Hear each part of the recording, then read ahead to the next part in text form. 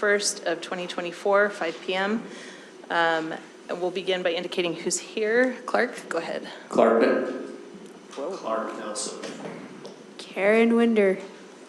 Connie Burgess. Chris Wynn. Julie Jackson. Kim Chandler.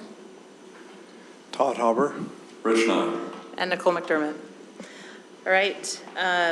First up, we have patron comment. We didn't have anybody sign up, so we will move on to our consent agenda. We had some purchases that we were approving that needed to happen within a timely manner, so that's why we have this on our consent agenda. We've had time to ask questions on this, so with that, I will entertain a motion.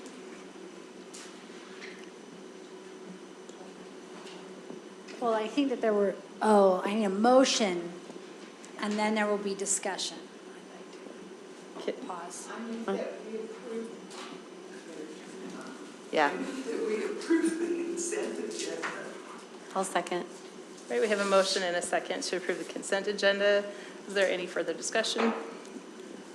Yeah, so just to clarify, we have not removed anything from the consent agenda, correct? In that case, just a couple of comments from me. I do have issues with a couple of items. The contract with the OS is on there again this year. I spoke to it last year. I think this year I have even additional concerns given the passage of HB 261, which I do feel it does not comply with. Because that HB 261 prohibits a variety of practices that, if they're based on an individual's personal characteristics, are prohibited under the bill. That includes some things like promoting differential treatment of individuals or allowing beneficial treatment of some individuals, if it influences an individual's participation in the public education system sponsored program, or ascribes privileges to an individual because of their race. I just don't feel comfortable that we're complying fully with that, so have a concern there. And then also with regard to the Grainger magnetic pouches purchase, which I've spoken to some of you about, since we're in the process of reviewing and approving our electronic device policy that could impact how these pouches could be used. I personally don't feel like they could be used as intended, and so don't think we should approve that until our policy is in place and we can discuss that further. Kim, can you just clarify, because I know you have spoken, I think, to almost everybody, but just exactly what it is with our policy, because we have not passed the policy yet. Can you just speak to that a little bit more clearly? And then we're going to invite Dr. Howe up to maybe speak to that. Thank you. Okay. Yeah, so our policy has exceptions in place, and our policy requires schools to kind of form their own version of the policy that allows them some flexibility in some areas, but it's not flexibility around the exceptions. The exceptions have to be in play for everybody. And my concern with the magnetic pouches is that when a phone is in a pouch, it kind of nullifies a lot of those exceptions that are there. Let's say a lot, but it nullifies someone's ability, a student's ability to pull their phone out in the event of what they may consider a personal emergency situation or an exigent circumstance because their phone is locked in a pouch. And it would require them to have the help of a teacher to open it. And in some cases, that emergency that may involve the teacher, right? And it's just going to nullify that ability to bring those phones out. So that's my concern there. Okay. We do have Dr. Howe here from Grainger. If you would you find a microphone? While he comes up, can you just clarify one thing, Kim? Actually, if we could have him come up to the podium here. He's kind of tall and he's got some items with him. And So Thanks, can I ask a clarifying question of your recent comment? When you said a matter of personal protection with a teacher, when it involves a teacher, is the insinuation that the teacher is causing harm or causing an emergency? Can you clarify what you mean by that when you say a teacher, if the emergency is a teacher? Well, certain situations which a student might consider an emergency situation for them, the teacher might not agree with necessarily, wouldn't allow them to take their phone out. Or perhaps there is inappropriate behavior occurring by a teacher. In the past, the student could have captured that, and now they wouldn't be able to, and obviously wouldn't want to get that teacher's help in getting their phone out, right? Can I ask a follow-up question to that? As long as we're on the topic, so we can run that one to the ground hopefully. Do you have any data on how many such instances have occurred in our district over the past 1, 2, 5 years in terms of those types of situations where a student recorded some kind of inappropriate behavior or where that cell phone was utilized in that way? I don't have data or I can give you numbers, no, but I have heard several stories from parents where maybe it's not always the teacher, right? Maybe it's in between classes, a kid is being bullied, and they've been able to capture that on phone and then been able to show their parents what's actually happening, and before they weren't believed as to how serious the problem was. I've seen instances posted on social media or other places, or from parents talking to me directly about things that have been happening in their classrooms. So no, I can't give you numbers. I don't know how severe it might be, but I know it does happen. Yeah, that's what I'm looking for. So if we had any understanding of how pervasive of a situation that is versus just some anecdotal examples. Thank you. I'd like to, Board President, if I might, before we introduce Dr. Howe to address these questions, I want to make sure everybody's aware he's on a time crunch tonight. He needs to get back to his school for an event, and so he's with us until 5:30, and that's cutting it pretty close either way, right? And I think with respect to Board Member Chandler's concerns on this handout that we've given you a hard copy of that he's worked through with his community, this would be, there's a section at the very bottom on the frequently asked questions on the front page that addresses that, and he's happy to clarify. So I don't want to take any more time from him. Sure. And thanks for letting me have the opportunity to come and answer questions. My purpose is to provide information, at least what our process has been and what our proposal is. This is a conversation that for us at Granger predated, the letter from the governor. It predated, the conversations at a district level. We were really operating under the current cell phone policy that talks and guides us to work this out with our community council and to get that kind of data and information. So we really have been thick in this conversation since about, not this school year, April, but last school year, April. We did April and May heavily, and then we picked that up with our faculty when they came back in August, and August and September was pretty heavy on that. We were visiting the conversation even before the governor's letter came out, but obviously that gave us a different lens to have some of the discussion. So that's some of how we've arrived here. Probably the biggest catalyst for our discussion was coming from our teachers. I am a huge techie person. I mean, the students tease me about how often I'm taking pictures of them at programs and that, and I've got my iPad under my arm almost all the time. But it's definitely been a shifting world since 2012. And we're just seeing a different level of interruptions happening in the classrooms. And teachers approached me very specifically saying, we have got to have a more proactive plan in place for our cell phones. Again, that even before we got the letter from the governor. So that's where our conversation got started. We had conversations with the staff. We've done surveys with the staff. We had conversations with our community council. Our PBIS was really the task force that was the legs behind this proposed plan. We got as much data as we could get from parents. They're hard to pin down, but we put out our survey and texted every single parent's number and said, hey, we want your input on this, and we're asking, from a strongly disagree to a strongly agree on these points of what you think and what we need. So that's how we arrived at the plan. The pouches, and I actually brought one here just to be able to pass around and let you be able to understand exactly what it is. Not too dissimilar to what students have checked out to them for Chromebooks. It is a pouch that be checked out to them really for the 4 years they're at high school. We do the same thing with our Chromebook cases. With the lifespan that we're told that they have, it averages about $5 per pouch per student. Again, right in the same realm of what we pay for the pouch or for the cases for their Chromebooks. But the idea behind it is it's a secure location that they can put their phone in. It can fit other items as well, but they put their phone in and they actually lock it up themselves. So it's just a quick click that actually just locks that up. Now, we talked about it with our faculty, our community council, our PBIS of how we do a proactive phone-free plan. One of the things that was very appealing to the kids and the teachers alike was the fact that the kid maintains possession of their own phone. A lot of the plans that other schools have done, I've done in the past, it's, hey, come lock this up in this locker over here, or come put it in the cell phone pouch over here. But there's this separation anxiety that happens where, is it going to be okay? And even for the teachers, like, I don't want to be responsible if something goes wrong with this phone. So that was a big appeal of, hey, no, it's your phone. You hold your own phone.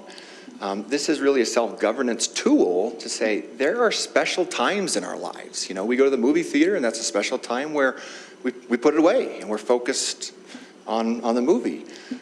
School is probably at least as important as a movie to say, hey, this is the time that we want to be able to have you have some self-governance and put that away and not have the constant temptation to pull at it. So that's how it actually secures. To unlock it is just a magnetic plate that actually this green side sits on top of, and then it taps. And they tell us the cool kids, after they really get good at this, you know, they just walk by the plate and it's a quick tap and then it opens right up.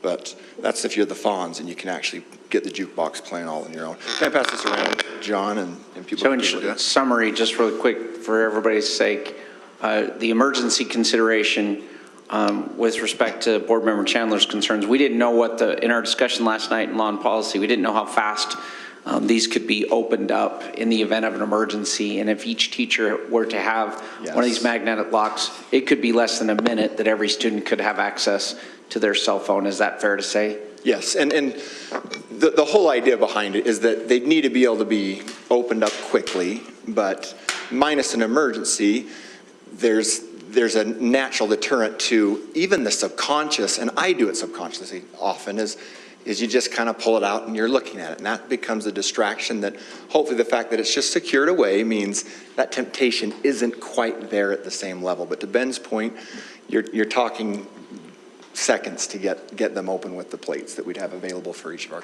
classrooms and teachers. So yes, to that concern, that's exactly what we'd be looking for. So that's a quick overview of what the proposal is for our school. Like I said, I'm really jumping in this meeting to answer any questions of Do you want to speak to the exigent circumstance where a student might feel threatened? Or, hey, we can share some anecdotal stuff when we get to the policy discussion, but while we have you here, maybe you could just share your experience on how that's worked for you. No, and I think it's a legit concern to have that discussion, to say, hey, you know, I'd love some accountability for what's going on in the school, and if there's something that's inappropriate, a mechanism to address that. What I feel that we're able to do as an administration, as a school, is there's going to be a myriad of ways to address that concern. Most often, you know, if I have a student saying, hey, my teacher did A, B, and C that felt was inappropriate, we don't tell that student we're not going to address that minus a video. We address it. You know, we get their statement. I've got 30 plus witnesses in that classroom, and I strategically will pull those students out and say, hey, can you tell me about this discussion and what was said? So we would address that with or without a video. You know, that's definitely a concern that we would not want to leave unaddressed, but that's probably more our standard procedure on something like that. To the same token, there are challenges we find with the safety of having, there's safety concerns with students having phones throughout all the passing time in the hallways and that. I feel like altercations, safe school incidents, fights are far more prevalent when there's an audience, and that audience expands infinitely more when there's an audience with phones. There is something, I just never see it, two students facing off each other. When phones come out, the likelihood of them backing down goes down dramatically, because immediately they know, oh my goodness, this is being recorded, it's probably being live streamed. So that, I mean, there's both sides to that, but I think that's a safety advantage that I'm also interested in, is not having every altercation like that, having gasoline poured on the fire by cell phones coming out and filming it. Other questions, concerns I can address? So on here it says, what about lunchtime? Can they use their phones? And it's saying, no, we want, you know, the research, but it's not a closed campus for lunch. Students are still leaving. Would they be able to unlock their phone if they're leaving campus for lunch, or would it still be locked? And some of them drive maybe to go get some lunch. So I know some parents would want to be able, if they got a flat tire or something, to be able to contact, So is that a possibility, or is that still, no, we're not doing, if they leave campus? Good question, and just as a little bit of background of what, the faculty and the community council and our PBS committee did on that part of the journey is we very much were going back and forth of, is this during class time? Is this during all day? And the literature, and some of it's referenced on that note, and also the counsel from the company is a strong urging to do a bell-to-bell. The big reasons behind that has a lot to do with social opportunities that seem to be stifled when, at a table of 4, 3 of them are on their phones. That 4th person has a hard time engaging with 3 other people who are on their phones. So that's the reason we are proposing to start by the bell-to-bell recommendations of the literature and of the company. We also, when we were on the fence on that, said, it would be far, far easier to start with that recommended process and to loosen up as we get into this than it would ever be to do the opposite. To start by saying, hey, we're going to have them open, and get 2 months down the road and go, we want to put them away at lunch after all, would just be the harder direction of the two. So as far as our community council discussion went, that's why they fell that direction. We do have an open campus. We have students who do leave campus and go to lunch. I'd say probably 90% of those who are leaving campus are walking across our street. They're going somewhere close by. So as far as driving with it, not terribly likely. We would already have in place, and is our plan, that kids leaving, checking out would be coming into the counseling center in the office, and they'd unlock it as they head out. But as our initial plan is, yes, to have it bell to bell and not be planning to unlock them all at lunchtime and then try to relock them, but to carve out that time as special. Thank you. Thanks for that explanation. I asked a follow-up question. So I appreciate the background and the planning steps you've gone through for how you arrived at this point. That's not really my concern. My concern, though, is we have a policy that says, we don't have it yet, but we're contemplating approving a policy that says these exceptions have to be in place. Can you help elaborate for me how having the pouch allows that exception in all cases, right? So the emergency situation, I think under a minute is probably a bit of an exaggeration, Ben, but probably pretty quick if there's 30 kids taking a turn, fine. That still creates a bottleneck of kids at a magnet for whatever period of time that is. It still doesn't address the issue I have is if a student has a concern with someone who is in a position of power at a school and their phone is in a magnetic case, they cannot avail themselves of that exception that is in our policy. And so that is contrary to the policy we're looking at, right? So how do we resolve that conflict? So just so I can unpack it, the emergency we're talking about, from my perception, there is a plan that fits the policy to say, we have an emergency. If we're talking one student, we're talking 3 seconds to unlock it. The teacher's got a plate, say, hey, I've got an emergency, I've got to take this text from my mom. Teacher unlocks it, they go with it. So they're set. You're talking about the emergency of a teacher's doing something inappropriate. Student wants to have a phone to film that. And the fact that the teacher is the one that would need to be part of the unlocking feature is the problem that you're seeing. Am I understanding correctly? That scenario or a scenario where that's not something they're comfortable talking to the teacher about. They don't want to have that conversation. We've talked about some scenarios where whatever the issue is could be embarrassing to the student. They don't want to have that conversation. You feel free to address that, but I think we're prepared to address that question. We've been brainstorming over that since you presented it last night. I think we have some more information we can share as part of the policy discussion. If you want to comment on it, I do have a thought, if that's okay. Sure. I'd give an example of like a panic attack. Yes. I think one current practice we have in our schools that's not too dissimilar to this is a little bit more of a new world. 2012, our smartphones really got on the scene. is bathroom procedures. From kindergarten on up, we have some sort of procedures for the bathroom. And to your point, can those sometimes be a little bit awkward and delicate and private? Yes, they can. But at Granger High School with 3,200 kids, we still have a procedure for how we access the bathroom. They all can access it. They all can access it quickly. We're going to make sure it happens.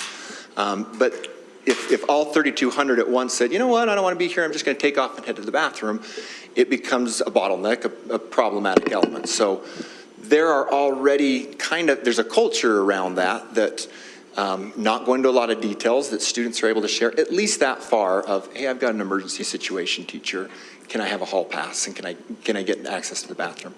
I think similarly, I'd need to coach up my teachers on understanding that there are some delicacies to this, and there might be some things that they need to access that phone that they can't go into explicitly every detail. Now, like the bathroom policy, if that is an every period, every day emergency, it's probably time for another conversation saying, hey, can I help support this a little bit more? If it's every day, then we probably have another level of concern. So I think there's already a bit of a playbook for how we arrive at that kind of culture, that we can eliminate this constant level of distraction and still have these benefits of a student needs access to a phone.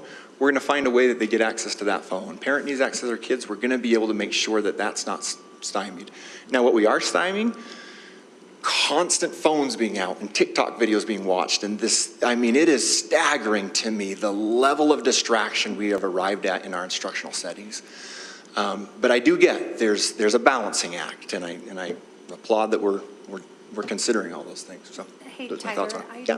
I do want to just talk about, so in my area this year, I've had 2 times where elementary kids had told their parents, hey, my teacher is acting funny, and the parent just said, yeah, you know, deal with it, suck it up, kid, you know.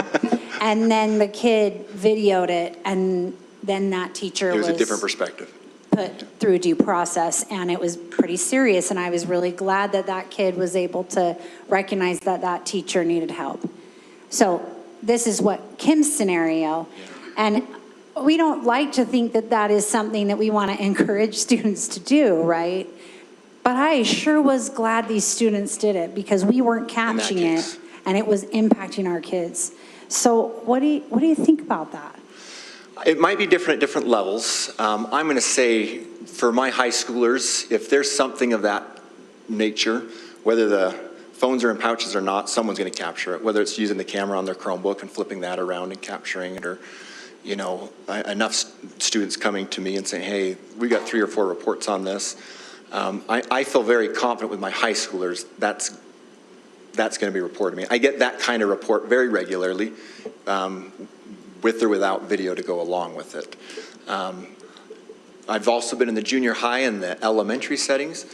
When I was in elementary, the phones weren't everywhere in elementary school yet, so I don't know that it would be as relevant of a conversation. I think in the junior high, pretty similarly.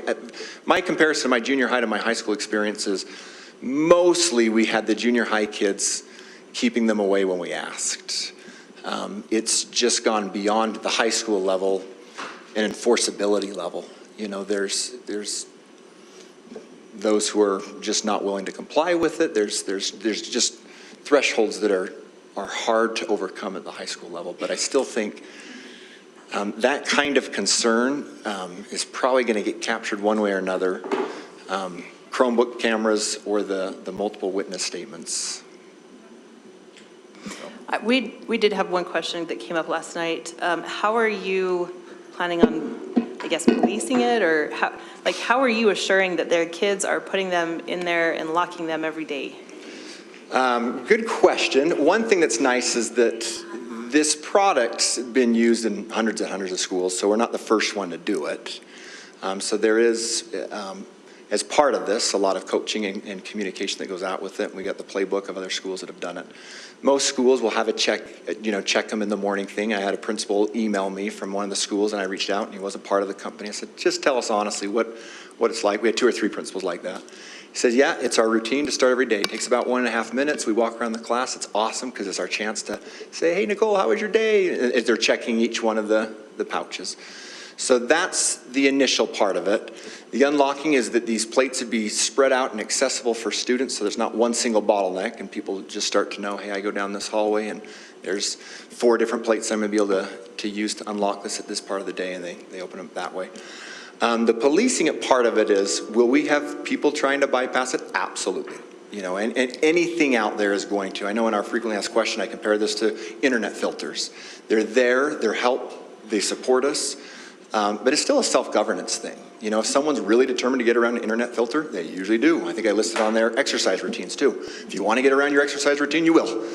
But one thing that's nice about this is, you know, a kid has their phone out of that pouch, immediately we know it's in violation.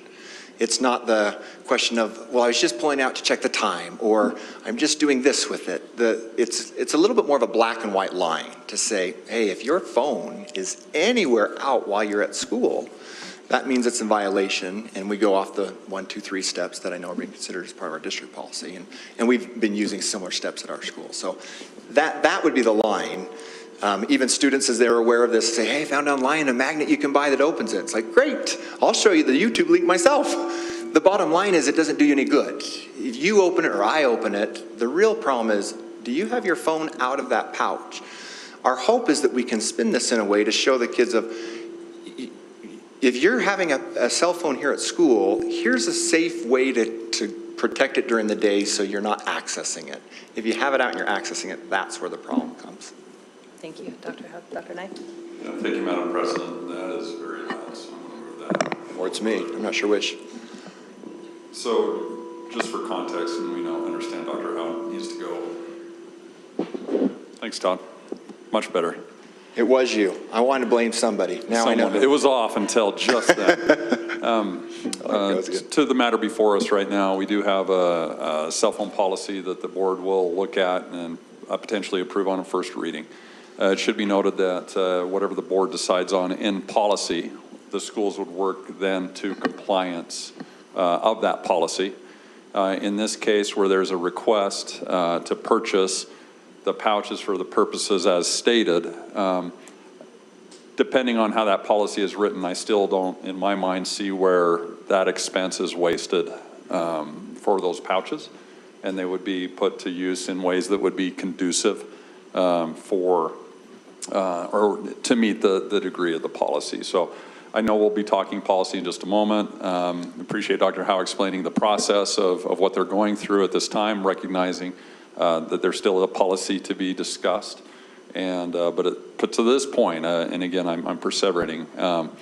The Granger community, parents have been surveyed. They've identified a process. They've determined a product that would be used to eliminate, essentially, or reduce the distractions of cell phones in our schools. And even in that space, I think the purchase would be put to good use, regardless of how the policy is identified, unless somehow we just revert to the old policy, which then reverts back to the schools making the decision around technology. So anyway, Madam President, I just want to make that clarification that we appreciate Dr. Howe and how he's thinking about this, but the board still has a policy to debate. And to that point, I wanted to make sure that it's understood that these would be put to good use regardless of whatever policy came forward. Yeah, agreed. So recognizing that Dr. Howe does need to leave, is there anything specific for him to answer really quick before he takes off? No, but thank you for coming Of and for course, bringing thanks for having that. me. You resolved some concerns that I had. And so I thank you really for appreciate teaching it. us what phubbing is. I didn't know either until all our research, but it's a very hip term, very hip. Should I leave Anyone this else? here? You're going to take that with me? Okay, cool. Thanks, everybody. Thanks, Dr. Howe. I need junior high's calling me right now. Or Taylorsville, one of them. Okay, so with that, we can continue the discussion around this. Does anybody have anything further, any other thoughts or questions? Sorry, just final thought from me. I do really appreciate Dr. Howe coming and speaking to us. For me personally, I just don't see how that scenario plays out in the way that I had envisioned with the student in the classroom having an issue. So I still feel the same way that I did when I came into the meeting, for lack of a better term at this point. So just putting that out there for you. And then to, circling back to the other concern, is there any other conversation around equal opportunity schools? I know this is something we talked about. Doug, did you have anything that you could? Yeah, I'd be happy to. Just as I was, sorry, Superintendent asked me to take a look at HB 261, and I've been able to do that. I've made a determination, at least initial determination. I haven't had an opportunity to vet it entirely, but in reading 261, the questions I think that I'm intended to answer are those related to certain programs that we have in the district, including Latinos in Action, including People of the Pacific, AVID, Equal Opportunity Schools, et cetera, and whether having those programs in schools would indeed violate the new bill, HB 261. That's my understanding of the question. That's what I'll speak to.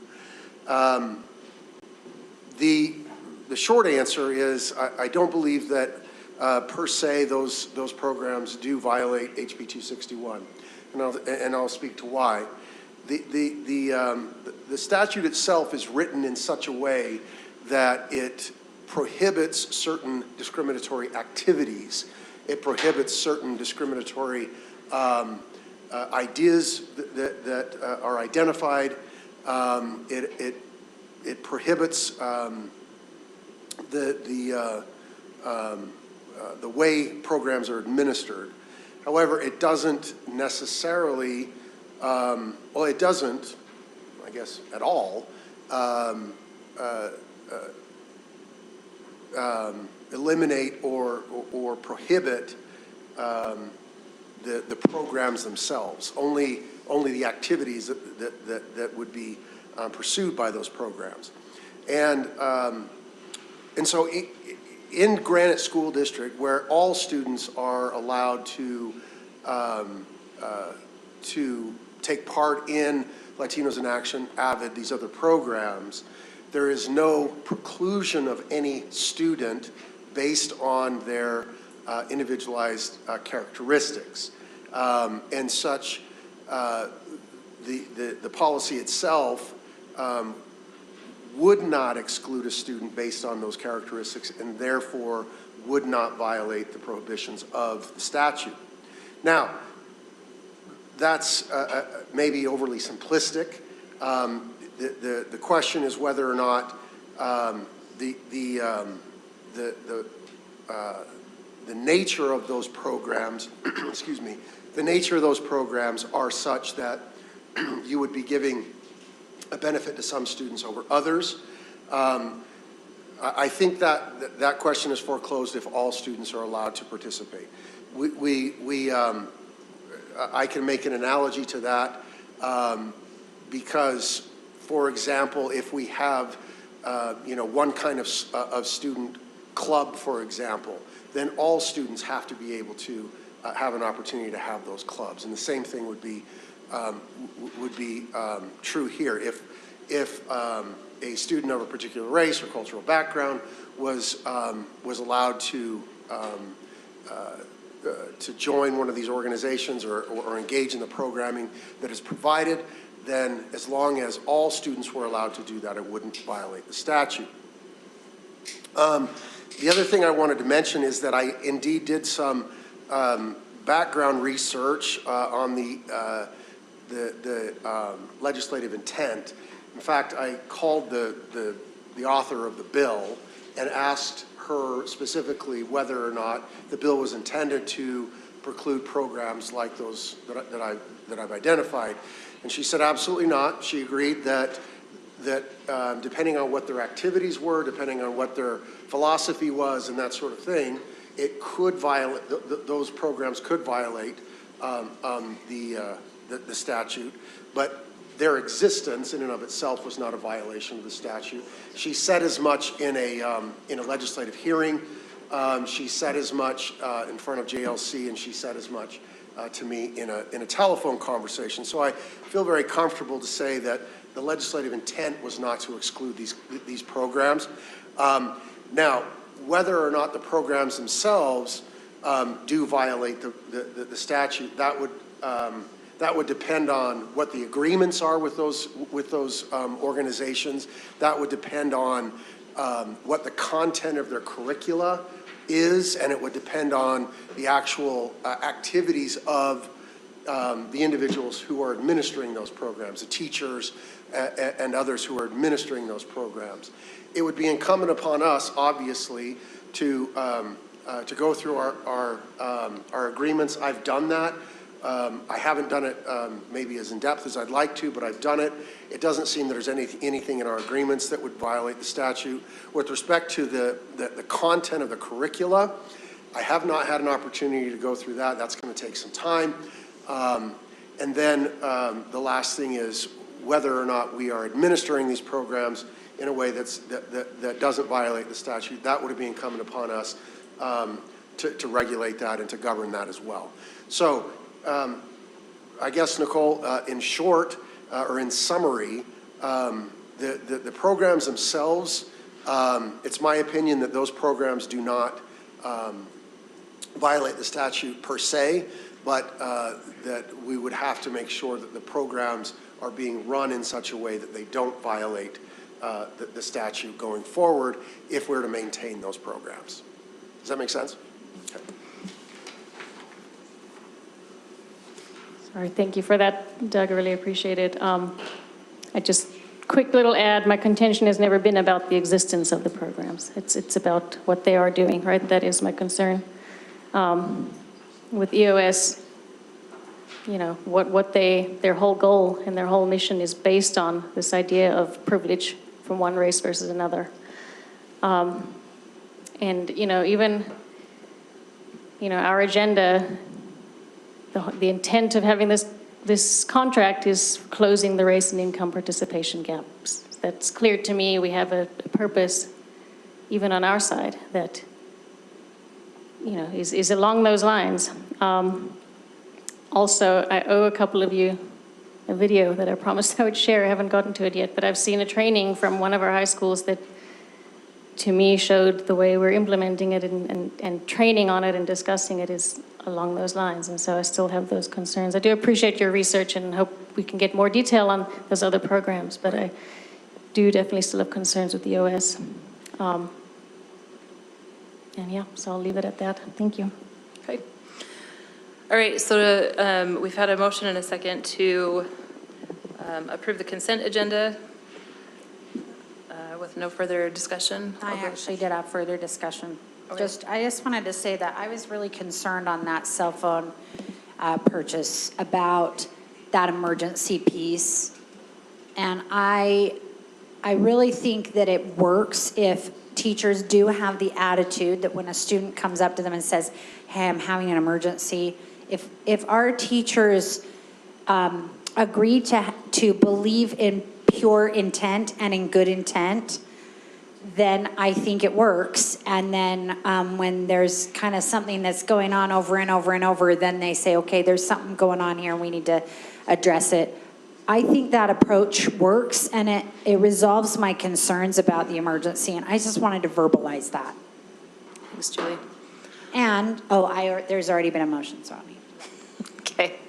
All right. So with that, we'll go ahead and take a vote. All in favor, please say aye. Aye. Any opposed? Nay. Okay, so motion passes.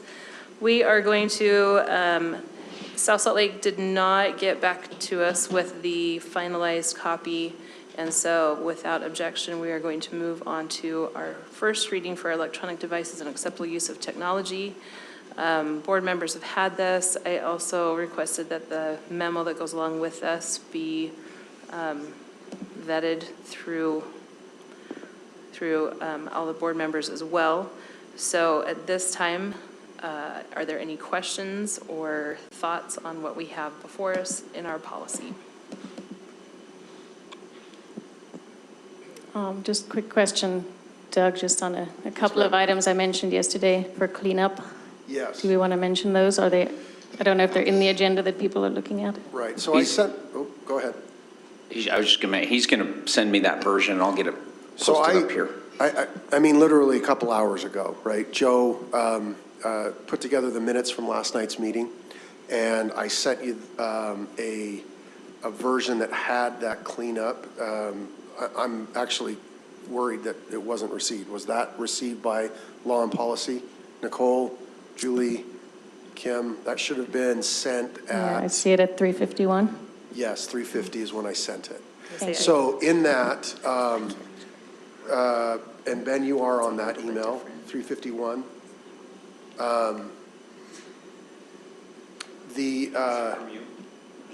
It's from me.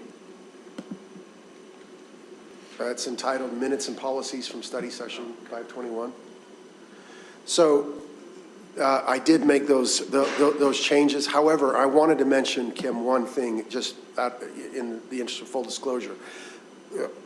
I thought before we made the change and voted on the suggestion regarding eliminating the requirement that personal and school-owned devices need to comport with the policy and other district policies, that I should explain first that that was intended to be a provision for kind of general usage, so that nobody who is on our devices or using our networks and that sort of thing would have any type of exemption from, criminal laws or even the policies that govern those devices, generally speaking. Now, that doesn't mean that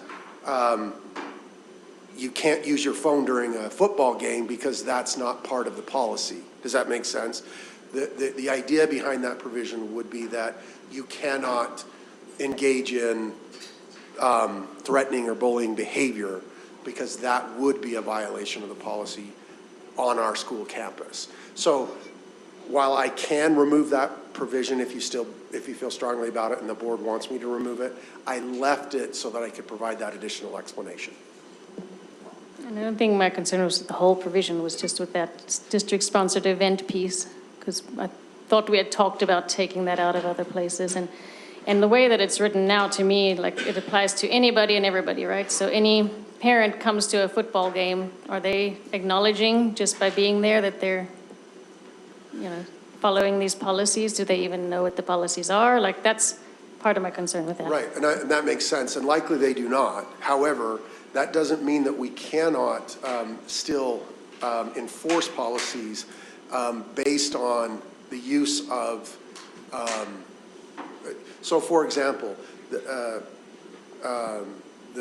criminal law prohibits anyone, regardless of being a parent or anyone else, from accessing pornographic or indecent material on school campuses, right? And so that same criminal law would apply at a football game versus during class. And so the reason for leaving it in was essentially for that very reason, that yes, parents are expected not to incite violence or not to access pornography or not to do those things at a football game, regardless of whether or not they've signed our terms and conditions. Does that make sense? So it's not, I mean, I totally understand where you're coming from with it, and I just couldn't find a real great way to cover those things, but I didn't want to leave them out either, if that makes sense. Yes, thank you. I think also the grammar reference and just the general, making sure it was clear this was a student policy were my other. Yep, so we did add student in two places so that it would further identify this as a policy related to students, right? And the grammar reference was also excluded. Okay. So I was going to say, I didn't see that, so maybe I must have. And that's getting a little bit into the weeds for the rest of you. Those were conversations we'd had during law and policy meeting. But I didn't see that in this The one that we have here, right? Correct. Do you see the grandma part in there? It was in the references on the policy, and it's been removed, but I don't see a red line removing it, but it's been removed. I think because it was all new that. It's all He new, didn't so that redline it doesn't it. need to be redlined, yeah. Yeah. I move we accept as a first reading the new cell phone policy, which is number It is, 8A24, electronic devices and acceptable use of technology. And if there's a second, I would like to ask the first questions for the discussion that follows. I'll second. All right, we have a motion and a second to accept Article 8A24, electronic devices and acceptable use of technology as a first reading. Clark. I have two questions for the policy committee, please. Number one, and this can be very brief and concise, is my hope. Shocker there. If you could tell me what is the rationale for bell-to-bell going all the way up through middle school versus just through elementary school? And number two, I'd like to understand the rationale on the smartwatches. I understand the language as it's presented, that it prohibits students from using them as a phone or as an electronic device. I'm concerned about the reality of achieving that. So, thank you. So the first one was about the Bell-to-bell. bell-to-bell for the junior highs. Yes. I don't know that did we discuss that specifically? Oh, we totally did. What are you talking about? yep. Totally I think did. it was probably because I was sitting in there and I said absolutely. Yeah. That was part of it. I would Cole point- was just all in. Yeah. I would point out, I think that was based on our feedback from our communities. Yeah. I think that So- was part of it too. And we have so many of our, I'm comfortable with that being. we have so many of our junior highs already doing it. Yeah, and I think that's why we talked about, some of them have allowed it. I think Churchill allowed it for lunchtime, but they're finding right now that they want to go bell to bell. They don't want that allowed during lunchtime. Just the things that they're finding, it's not quite as critical as far as like having sports things or other such things that, they don't have work in junior high generally before you can't get a job really before you're 14. So they're not updating things like that. They can't drive, there's much less that they're dealing with up through 8th grade. When you get into 9th grade, that's where that's what we talked about. Thank you for that explanation. How about the smartwatch? The smartwatch, we've gone back and forth on that. Julie feels strongly one way. Kim and I kind of see it a little bit differently. As we've talked to teachers, as we've talked to parents, I know there are some parents who are saying no as well, put the smartwatches away. I'm going to be honest, I think there's a kind of a split in our district where it's more of a problem on in one area than another. Is that a nice way to say it? But I'm not sure. I would like to know if that's true, because I remember, some board members saying, this is a big problem in my area. So I don't think it is just about my area. And I'm not saying just your area, but I think it is prevalent more in some areas, in some places than others. Teachers that I've talked to ones at my local elementary just this week. Hey, our smartwatch is a problem. Not really, but I did talk to one a couple weeks ago. I think it was Beehive Elementary that she said, absolutely, we can't, this kid will go out and use their phone or their watch on the playground, but we decided, well, if they're using it as that, then that would be, that would be a violation of our policy, and then it would be treated just like a phone and be put away for the day. Because, I don't know, Julie feels strongly about that at high school, a lot of high schoolers that she's talked to say that they do use their phone much more, or their watch much more. I don't know the junior high. It's harder for you to do this and hide it than it is to do this with your phone. So it's a little bit more obvious, and then when you violate that's considered part of the violation of the policy, so it's a lot easier to enforce that. I guess that was where our rationale went for that. Did you want to say anything, Julie? Briefly. Yeah, I think if there is a chance that if especially on the elementary level or on all levels, if the watches are more prevalent in one area, I think that means that is possibly where it's all beginning, and that it's going to be spreading through, especially as, as technology becomes normalized, it lowers in its cost, right? And it becomes more accessible. And so I think that it's kind of the beginning. And as I talked with students and showed them the policy, and you know what, the place where I was the most, I think mocked is maybe a harsh word, but I felt mocked by high school students was in a school that does have a lot of marginalized students, and they were saying I was missing the boat completely if I didn't think that a watch was just like a cell phone. And I am having a lot of teachers, especially on the elementary level, say to me, no, these watches are a huge problem. And if they're not a problem in one school, and so we say, well, watches aren't allowed, it doesn't impact that school.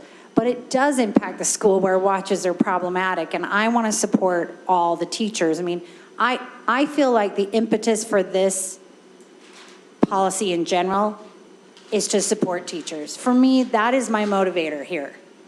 And if I got teachers saying to me, you're missing the mark if you're not also dealing with watches, I want to listen to them, and I want to support them, and I want to be the bad guy for them, And I think that we're all kind of taking on that bad guy accountability, or girl.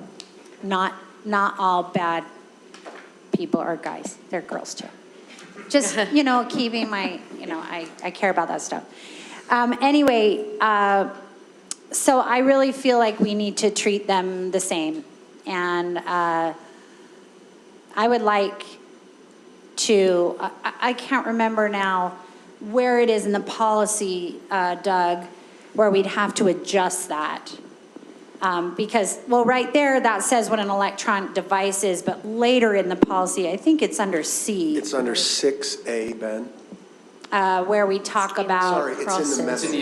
the administrative procedure. Oh, has it moved to the procedure? And the good thing about The it being memo. in the administrative procedure is that can be adjusted. That is not part of the policy itself. gonna mention that. So we don't have to bring it back here as a board and revise it.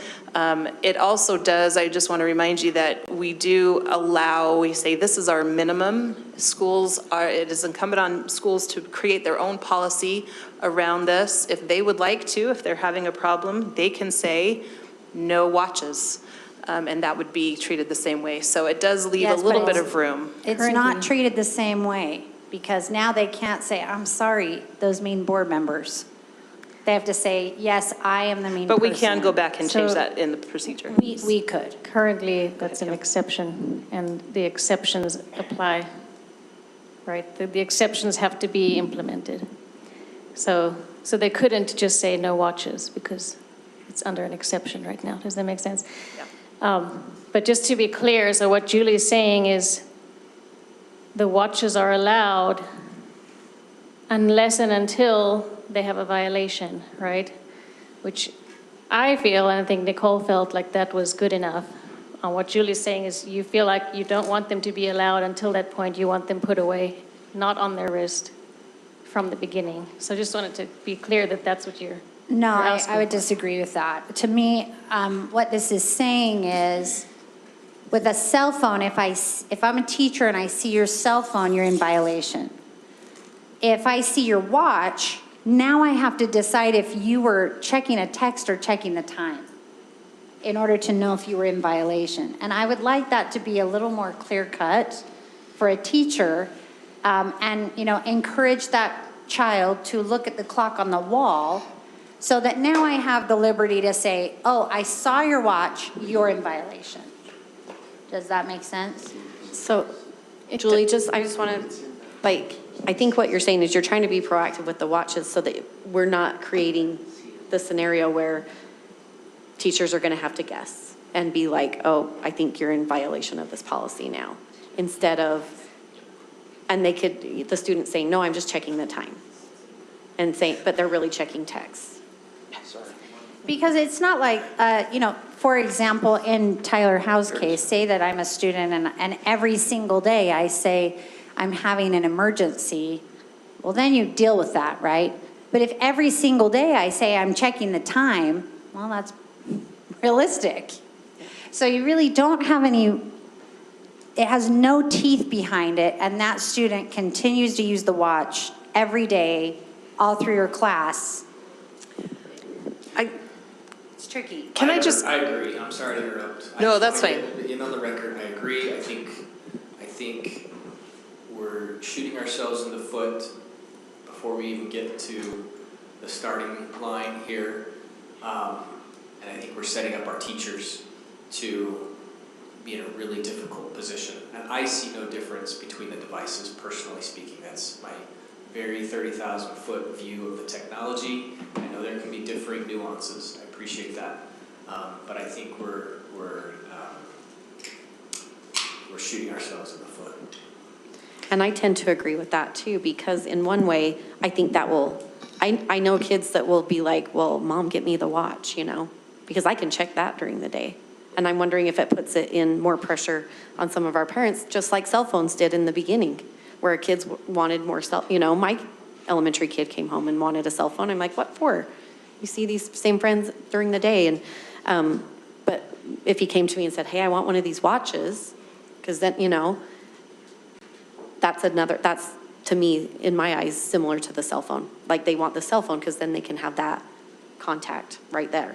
So I'm kind of on both sides of this. I'll say this as a potential compromise. I could see a scenario where we go with the way that it's written currently, and we use Granger High School as a pilot of sorts where we track, because they're going to have the pouches, which is an additional layer. But the interaction between your phone and your watch, even if it's in a pouch, makes no difference. So I'd be willing to go there and explore that possibility, but I think that would be an error on our part right out of the gate. I also am not sure how to handle it if that is in the administrative memo. I mean, now that's a conversation that is not relevant for the board.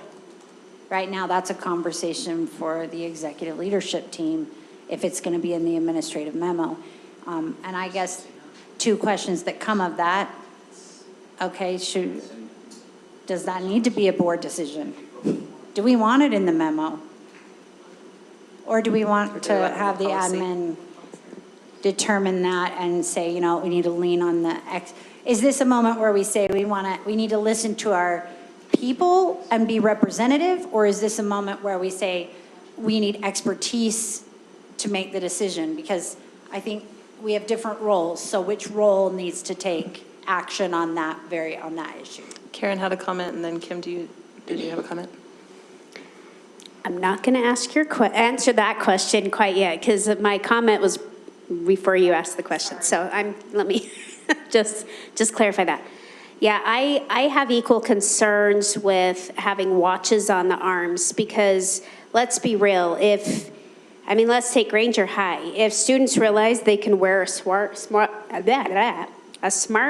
but they have to put their phone away, I can guarantee you within weeks, you're going to see 10-fold smartwatches on the arms, because it's a workaround, right? It's a workaround.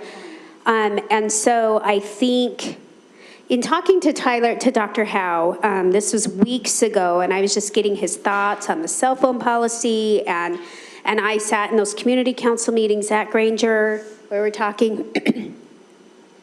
And I think he kind of coined it best when he said it's easier to start out strict and loosen than it is to start out loose and tighten. And so this is exactly the conversation we're having right now. If we want to be wise and smart looking down the road, I'm not talking years down the road, I'm talking weeks and months down the road. In the fall when school starts and people realize they can wear a smartwatch and receive those texts. And I do think that they can equally be sneaky with their watch on their arm compared to the phone. Is it easier to see, them looking at their watch? Maybe. But you can't tell me when they've got their sleeve and they're down here and they're pretending to sleep. And okay, it's going to be there. So I would support a little bit I think we need to treat the watches like the phones. Go ahead, Kim. I think, first of all, so I, have a smartwatch myself. It's not nearly as easy to text on my watch. Not nearly as easy. Unless you talk to it. Kim, Unless you Kim, talk no to offense, it. but you're a lot older than these kids. And it's Only not a about little, texting only a back, little. it's about being distracted reading what's coming in. I'm not saying they're texting back, but them looking at their watch, automatic shut off from what the teacher's saying, they're thinking about that text, they're thinking how they would answer that text. So just to clarify, what I'm saying with that is they're not actually maybe using their device, but just the distraction of that coming in. And that may be a distraction on some level, but I think, again, like, if they are caught using it, it's going to be removed. That's the same approach with the phone. If they do pull it out and are using it, it's going to be removed. So I feel like that is, addressing the problem, in my opinion. I just have a concern with, where are we going to draw the line? Are we going to start, taking all kinds of things from kids because it could be a distraction now? I think we need to be careful of that. I think the watches are different to the phones. Yes, they may cause a distraction, but so does the person speaking in their ear next to them. You can't remove the person. It's going to happen every now and then. Oh, I do right? remove the person. Yeah.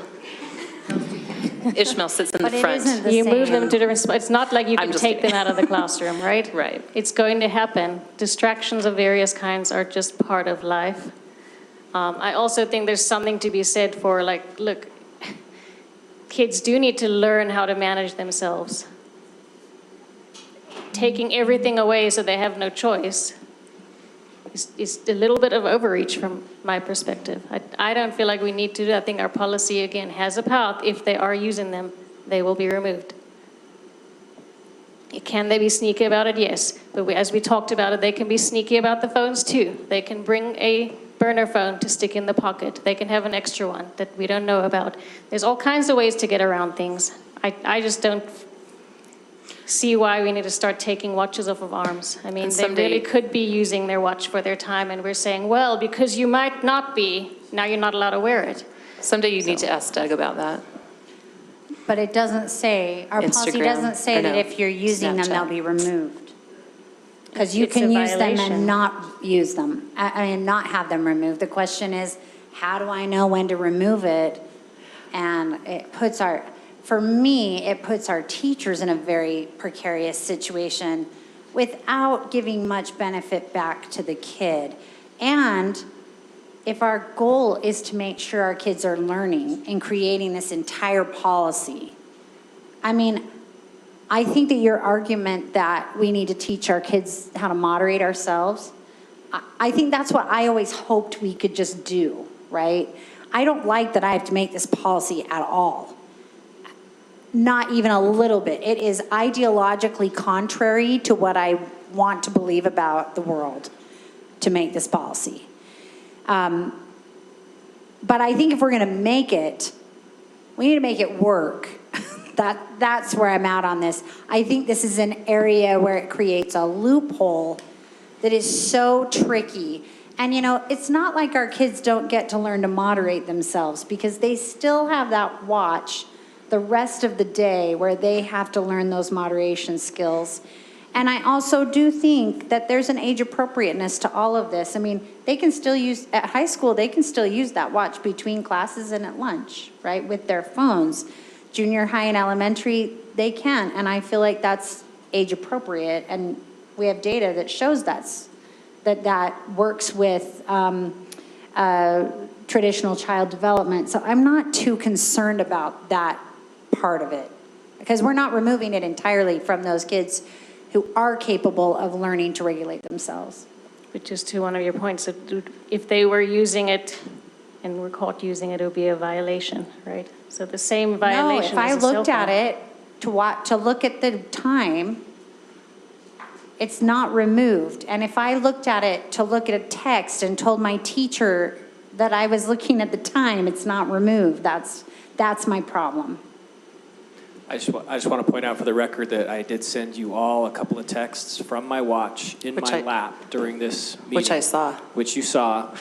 Just to, I'm not trying to did prove not. any points or anything. I'm just trying to say how easy it was. And I had never done that before. But it was pretty easy and I did it pretty quickly and it wasn't automated messaging. I actually wrote out the message by hand.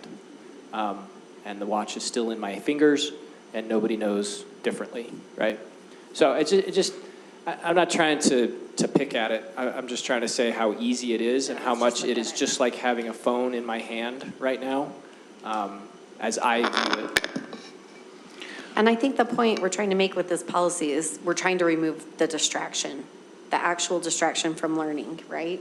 And if we're being distracted because it's right here on our wrist, that's still the distraction of the phone. That's the same intent of, I mean, if this policy is to prevent those distractions from learning, it's not going to solve it with not having smartwatches, in my opinion, be part of this policy in a more recognized way. One question I have, though, is that if we as a board decide that we do want to advocate to make watches like phones, Doug, what should be our course of action? Because, or do we just say what we would like to do is recommend to our administration that they change their memo? How would be best for us to go about that if indeed that's the will of the board? Sure. So again, you would direct me to discuss with the superintendent, with ELT, a change to the attached administrative memorandum to remove that that exception. And if we wanted to remove it and provide additional direction, we could do so. But I think it's simply an amendment to, requesting an amendment to the administrative memo that we remove that exception from the list of exceptions that we have. We only have 3 exceptions, so we could just remove that from the list. You used the word recommend, that we can recommend something to the administration. The correct word is we can direct. We can direct them. Thank We you. can direct Yeah. the I'd administration. like to make a friendly amendment to the motion. This is for the policy. For the policy, yeah. So that would be something that we would do. We're not voting on the memo. Correct. So But can't I make an amendment that we approve the policy with the direction? it would What probably did you be say? better just to do the direction separate separately. motion on the direction? Yeah. So I do want to point out in the policy, it just says in elementary and junior high school, subject to specific exceptions detailed in administrative procedures. So that's where that would be addressed. Students shall not use personal electronic devices, which is defined as watches. So this is where it could change in the administrative memo. Right. Per what our direction or what our desire is.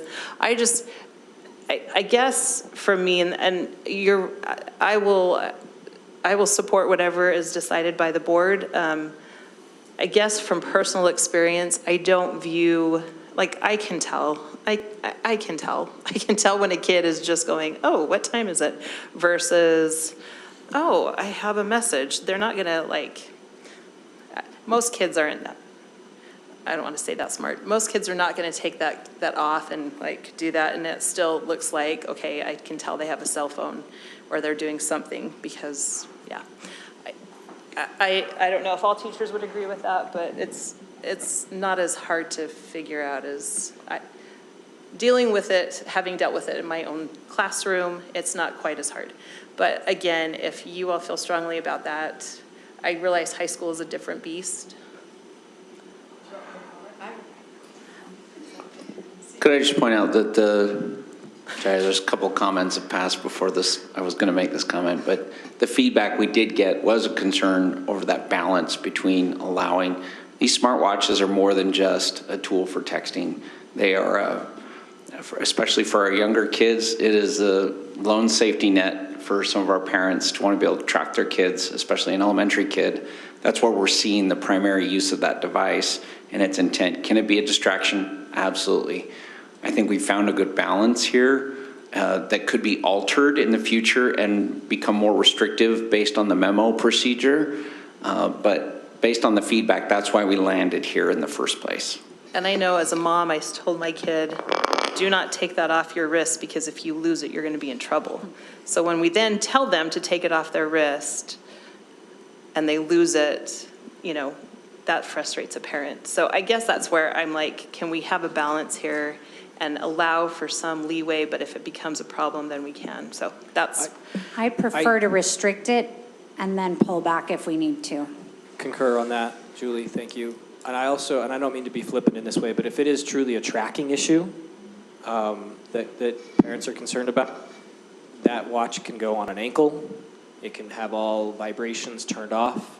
Can be in a backpack. And it can, I mean, if they want it to be on their person, I get you could be separated from your backpack. So I'm trying to be sensitive to that and just saying, look, you could put it on an ankle. You could put it in a baggie strapped to a shoe. There are ways to achieve the tracking mechanism that may be the safety concern that we're hearing about. So, like I said, not at all trying to minimize some of those concerns or anxieties, but there are ways that those can be dealt with also. Is this a good time for me to call the question? Can I ask a question first? Of course. That's why I asked if it was a good time. I didn't actually call it. I asked if it was a good time. Go ahead, Kim. Are administrative memos edited without the awareness of the board typically? Typically, no. There's always situational awareness. The superintendent will always communicate any changes to memos to the board. And so if we had a concern about a change, we can, come to the board Absolutely. president and say we have a concern with that? And I would say that if the board gave us a directive, we'd probably follow it on the memorandums, just saying. So those memos do go out to the district under my signature. Yeah. And so the board, and to that end, when I'm sending it out to the district, as noted, I include the board on that, and the board is always welcome to give feedback. Depending on the memo, there's several times before I even send it out, I circulate it among the board for situational awareness as well. And for feedback. Okay, Julie. I just had a little something I wanted to say before I agree to this policy. One thing is I feel very uncomfortable, though I'm going to approve it because I don't know any other way to do it, with the fact that this takes away the ability of teachers to use their best professional judgment when it comes to cell phones. I don't like taking that from teachers. I believe in professional judgment, and the minute that you take that away, it's very frustrating as a teacher.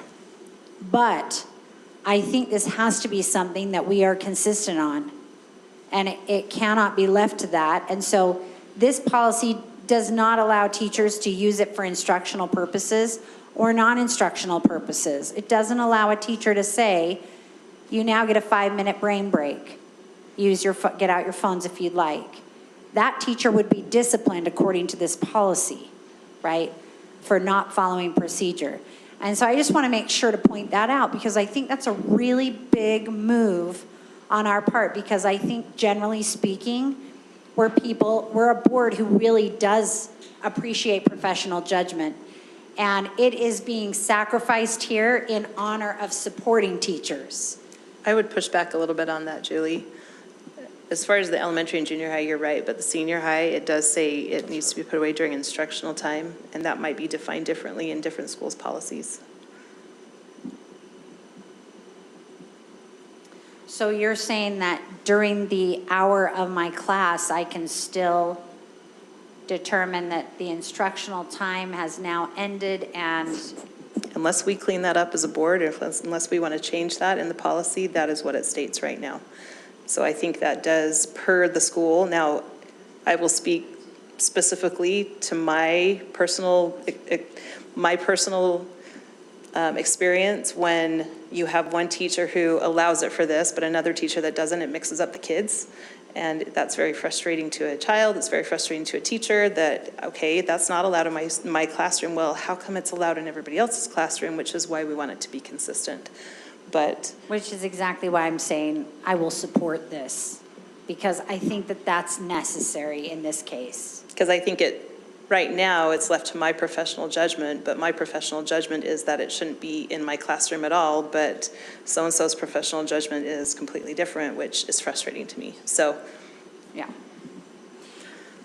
So I just wanted to make sure to just mention that. The second thing I wanted to mention is that I want to recognize that while this is a policy that we think is going to be great, it's really a situation where the benefits to this policy outweigh the costs. And there will be costs. And we recognize that there are things that we're going to have to sacrifice as a community in order to have this policy in place.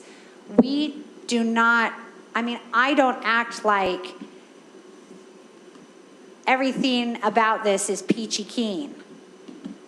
There will be things that will go awry and things that will sacrifice for it. And I really want to just recognize that. And the last thing is that I just really want to encourage our administration to make sure that as we implement this policy, we're compassionate and intentional. Because I think it will be a bit of a detox for some kids.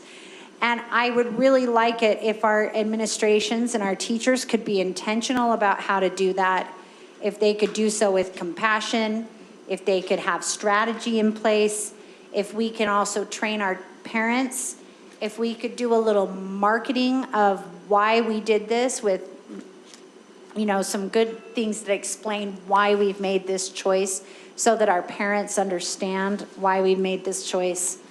I had some kids say it would really help us if you had maybe some activities during lunch or something at first to help us figure this out and what to do, because you're right, we're on our phones all the time. So I just want to make sure that at first, especially, we are very intentional about how we implement this. Julie, that was my second point I have just 2 notes on here, and one was smartwatches and the other one was, how are we communicating this to our public? Do we have a plan for our students and families? So I just wondered if we had talked about that. We've talked about it just in generalities. Okay. We wanted to do this, obviously, we're doing this during study session so that we could compress the amount of time it would take to pass the policy. So we've given ourselves, and I think the superintendent brought this up the last time we discussed this in our study session, because we want to give as much of an on-ramp as possible to allow our schools to prepare for this and to educate their kids and their parents. Ben and I have talked a little bit about marketing. I'll let him speak to that. Yeah, I think at this point in time, we'd give some guidance to schools individually. They obviously need some time to enact the portion that is theirs. There's some specific requirements, both in the policy and the memo, that they need to communicate, put in their student handbooks and some other items like that. But starting in August, I think we're planning on a rollout with our SBOs on a video on the new policy. Okay, because I think my concern was the K through 8, just making sure it's consistent with our schools, that they get the same, they're all getting the same information and it's going out to the public the same.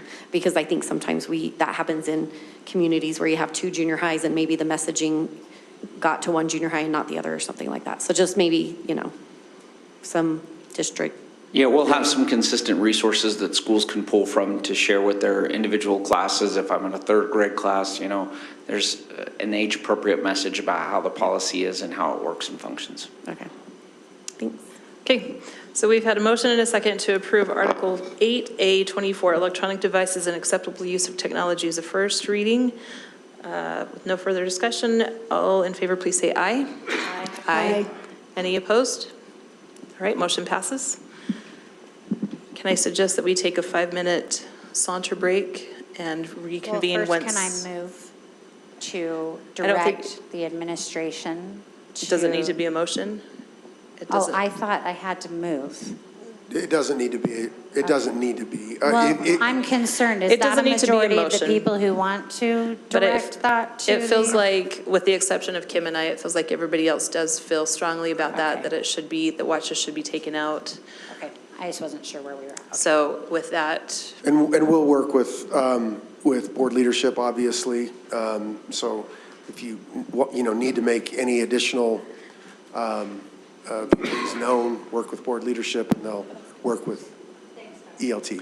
And I want to make one final parting comment. I'll send an email to this effect to plant the seed more formally, but for purposes of a second reading, it may be worth taking a look at defining instructional time as a defined term, and capitalize that in the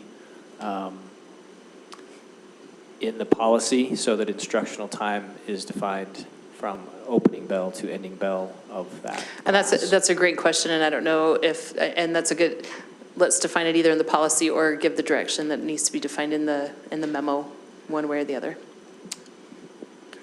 Just to piggyback on that a little bit, Clark was over here like, we got to define it. I'm like, we do, because if it's an 80-minute period in high school, I think there should be an expectation that those 80 minutes are used well. You only have your kids in front of you for 80 minutes. And so that should be all instruction time. Now, to say that they're up and, lecturing, but to me, even independent study while you're working on the lesson that just was presented on the board, that's still instruction time because it's practiced. It's just practice for them, with guided practice sometimes with their teachers. So I agree that we need to spell that out a little bit. I would only add to that a significant component of the parental feedback that I've received is that instructional time be defined as all the way to the bell, so that instead of a teacher saying, you now have free time and feel free to scroll your phones, that's a time to pull out your reading materials and read a book or work on some other class or those kinds of activities. That does not mean it's time to, correct, it does not mean that that's time to pull out your phone. And I personally agree that it would be good to get some feedback on that. Which reminds me, are we going to be discussing Chromebooks then? With this or Not with separately? this. It has not been requested as an agenda item. Oh, I thought I requested that in an email. I could be wrong. Okay, I'd like to, I will request it in an email. How about that? Thank you. Thank you. Thank you. Yeah, just board policy to request and get an agenda item, you've got to have a majority from the board. That's the proper process. So reach out to other board members. For a study session? For an agenda item of any formal meeting, study session or board meeting. I'm not saying I wouldn't support that. I'm just giving For a the, study session topic, you're saying? any listed agenda item Agenda. on the Board of Education agenda, be it a study session or board or policies, that you got to have a majority, and then let board leadership know. I don't know the policy number. I don't have numbers memorized, but that's in there somewhere. I'm not rich, sorry. Just make it up. Nobody will question it. All right, well, they set up for for our next presentation. We invite Chief Porter up. Let's take a 5-minute saunter break.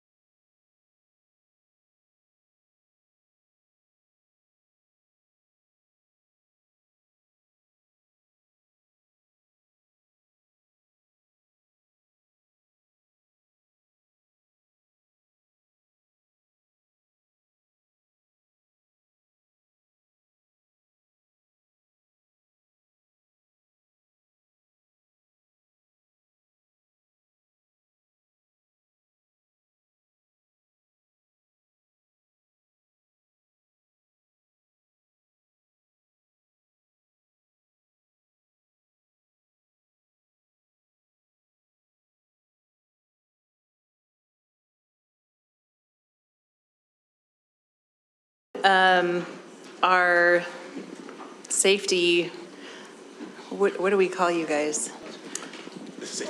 Committee?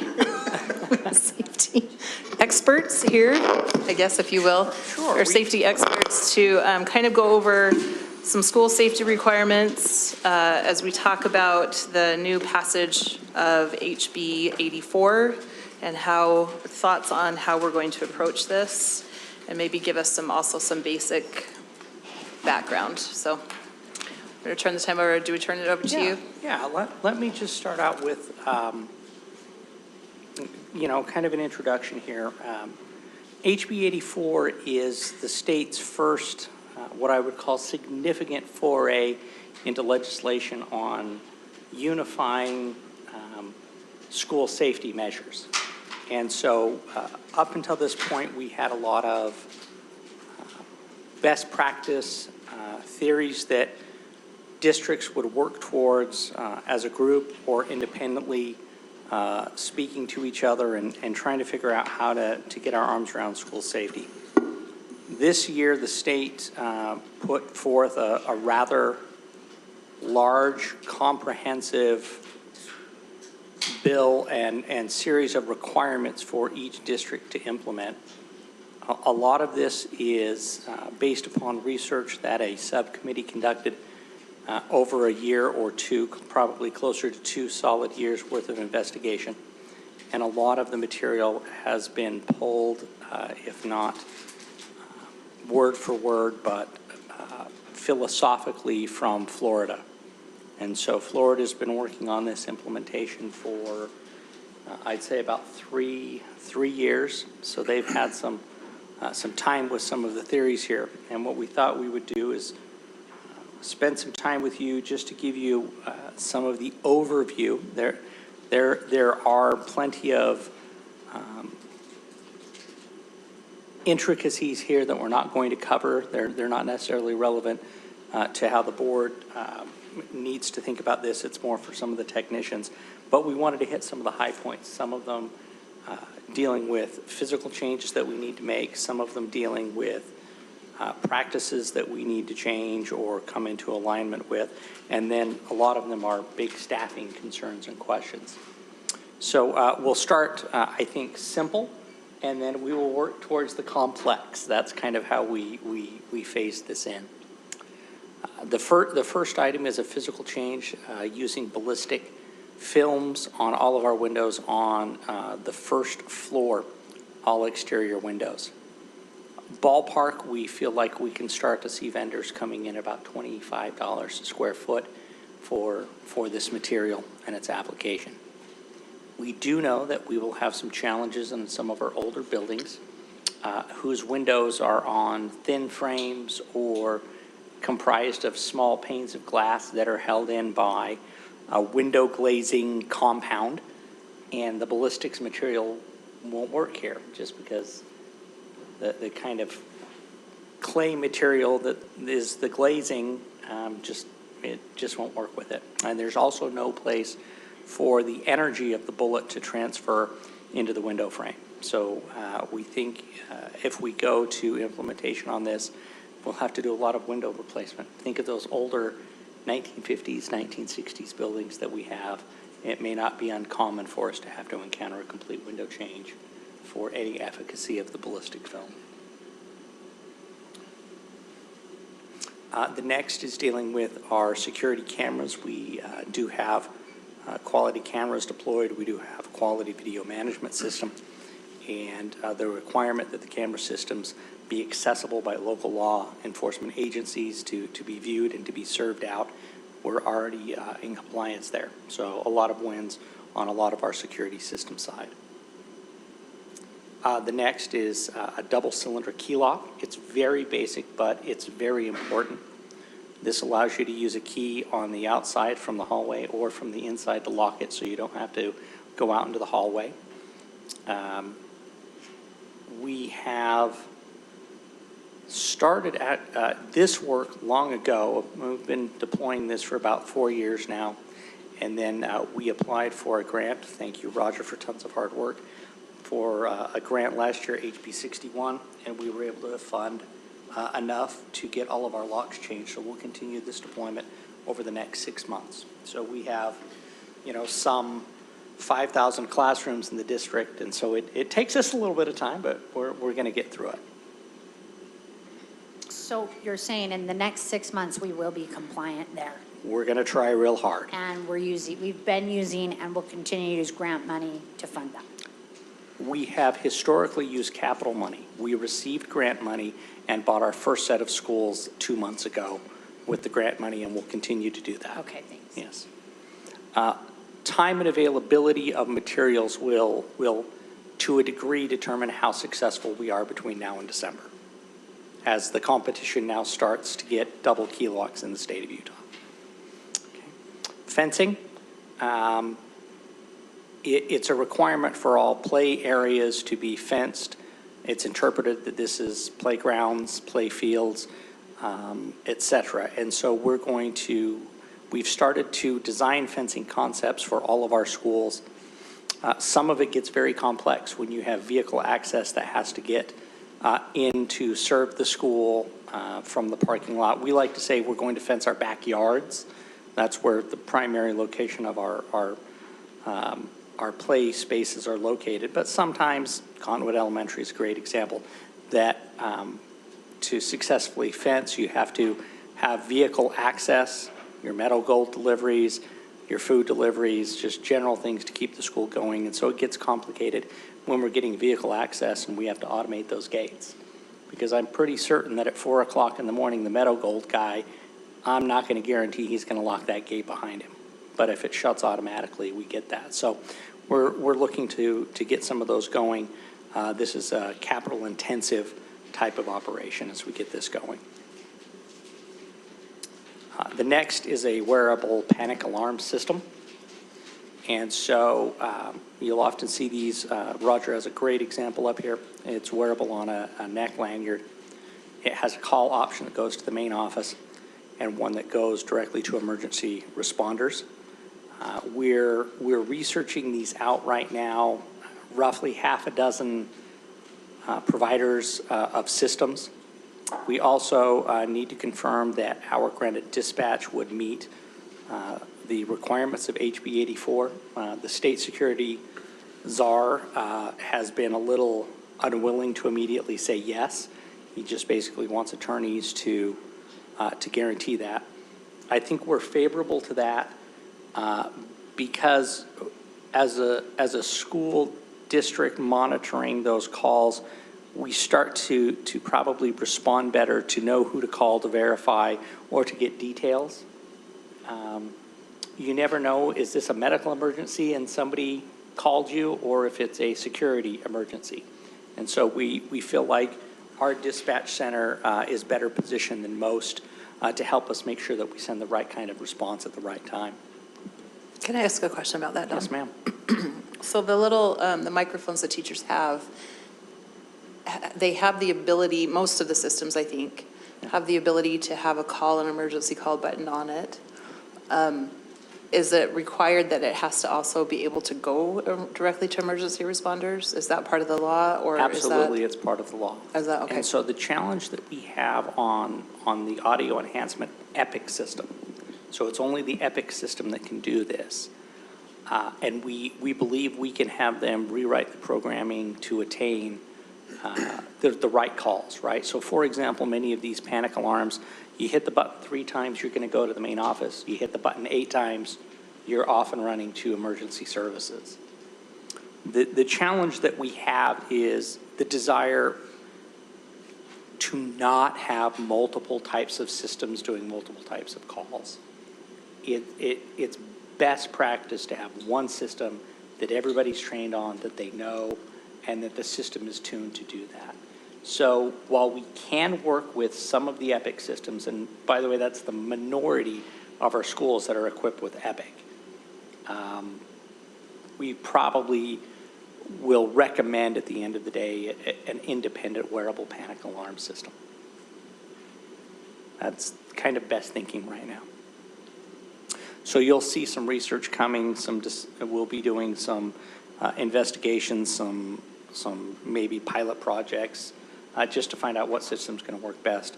And we do prefer that the systems tie into our emergency response app, and many of them do.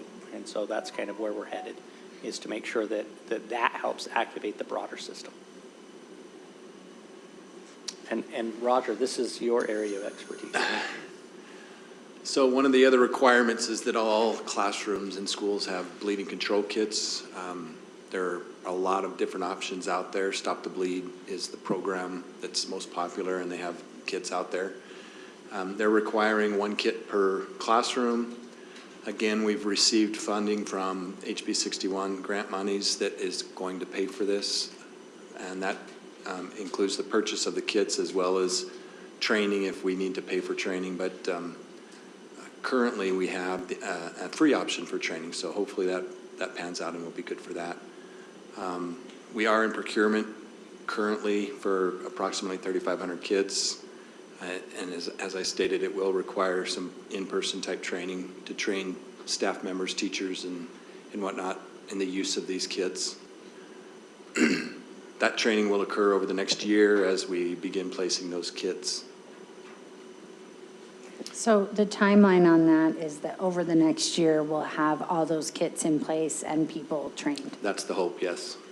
So once again, HB 61 takes care of the initial acquisition, but these kits have a shelf life. So there will be costs as replacement cycles come online. Yeah. Roger, do you know how much these kits were? How much they cost? Yeah, for 3,500 kits. That sounds like that's how many we need in our district. Yeah, so, and there's 2 different types of kits that we're ordering. The classroom kits are ranging right around the $70 to $80 per kit.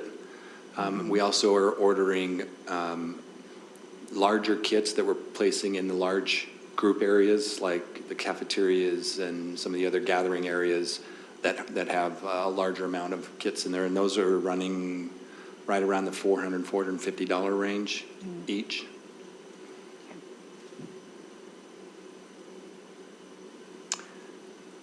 One of the other changes that came about from HB 84 is the requirement to change and for everybody to have the same standard response protocol with their emergency plans.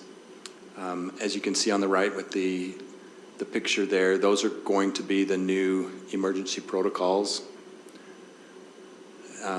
If you are familiar with the old ones, if you remember, we had lockout, lockdown. They've essentially removed the lock out and replaced it with 2 others. And I can give you a quick understanding of what the 2 others are. The secure is essentially the replacement for lockout. That's when you have police activity or something going on in the area of the school and they want to lock the exterior doors of the school. They can continue instructions in the classroom and whatnot during that period, but they want to have the school locked out so that nobody can come in. And the new one is called Hold. And this I envision being used in the secondary schools more than in elementaries, but let's say, for example, there's a fight in the hallway or some sort of medical emergency that's happening in the hallways or a classroom, and you don't want students to interfere with that. You would put the school on what's called a hold. Teachers would then hold their students in their classrooms and not allow them to go to pass into their next period until that hold has been lifted. Those are all being updated currently, and our emergency quick reference guides are in process of being reprinted. The emergency operations plan has been updated to reflect these, and all these changes will go into effect for the next school year. So we're trying to granitize this a little bit better, so it reflects our branding and what our employees and patrons are used to, how we communicate. You can see the old version, current version on the door over there to make the transition a little easier. There's a couple of videos that we also need to update in elementary and secondary versions, one's for parents and one for employees. So you'll start to see those materials get rolled out as well in early August. Do our parents receive training on, do our teachers receive training on this? So the principals receive the training. I'll be delivering that training this summer for principal training, and then it's the principal's responsibility to deliver that down to their staff members. That's what the videos are for. They can just show them in staff meeting. Right.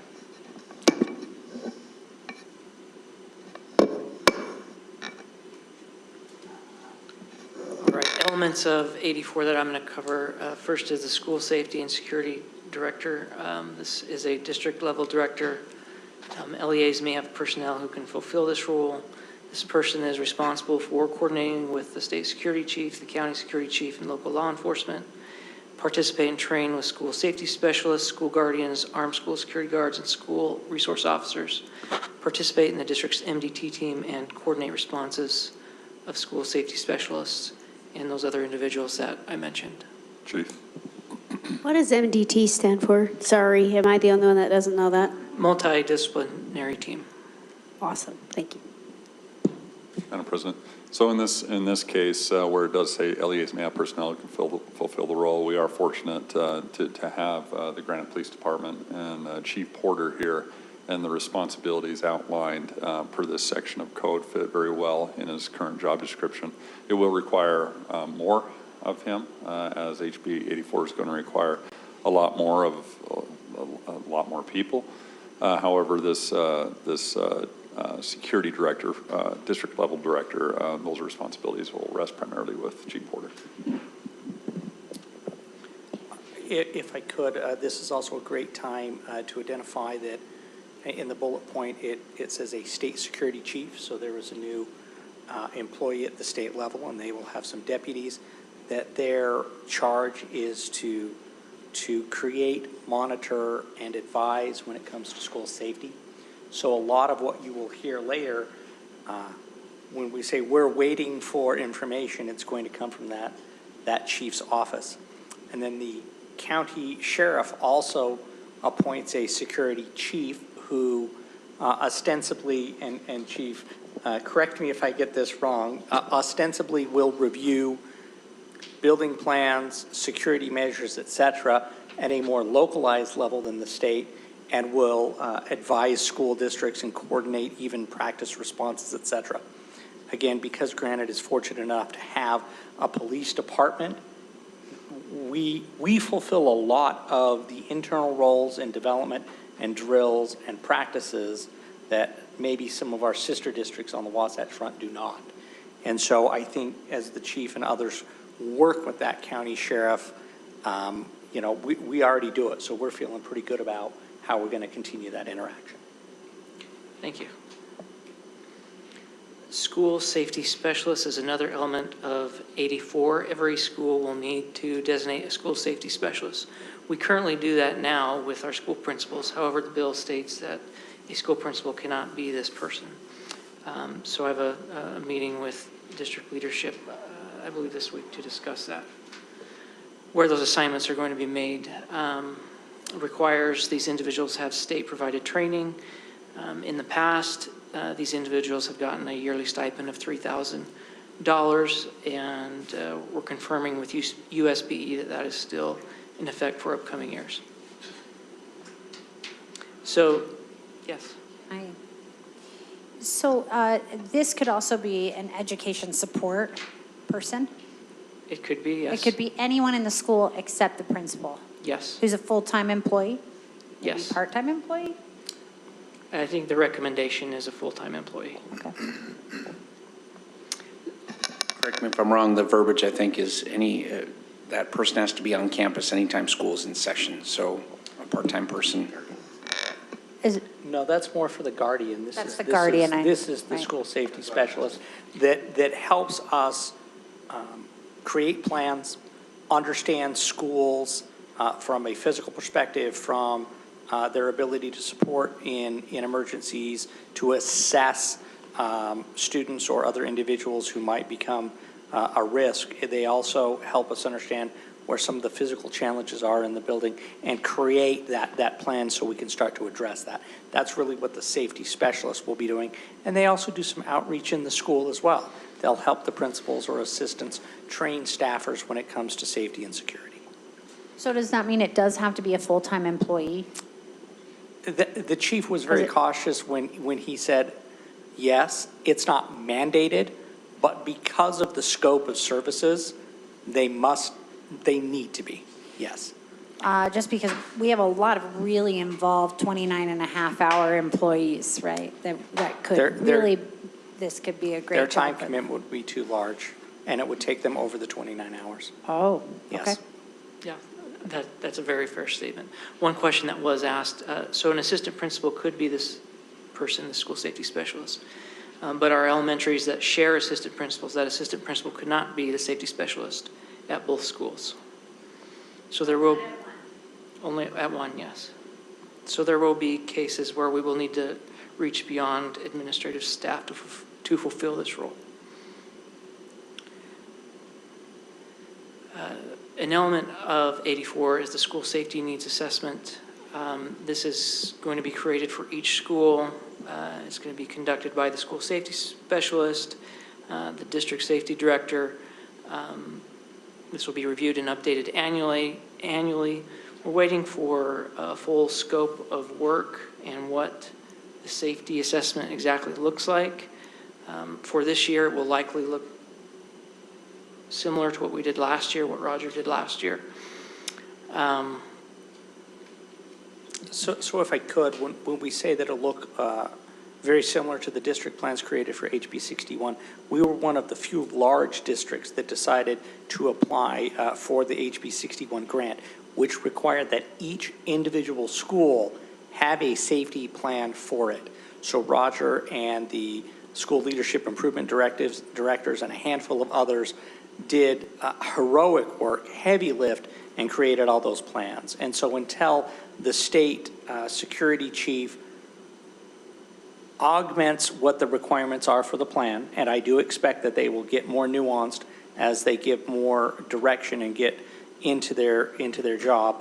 But this time they're really just going to stick with that. It's CISA, CISA, national security guys have said, hey, do a plan that looks like this and use these tools to develop it. We expect that will be this year's. And so we'll just be able to update those. Can I go back? My question is on the previous slide. You just said something at the end that an assistant principal can't be the safety officer at both schools. But then our previous conversation is that person needs to be at the school all the time.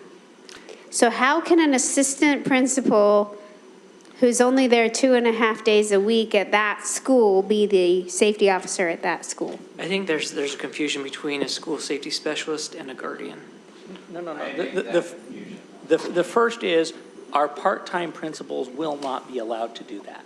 If you have a full-time assistant, secondaries, for example, absolutely.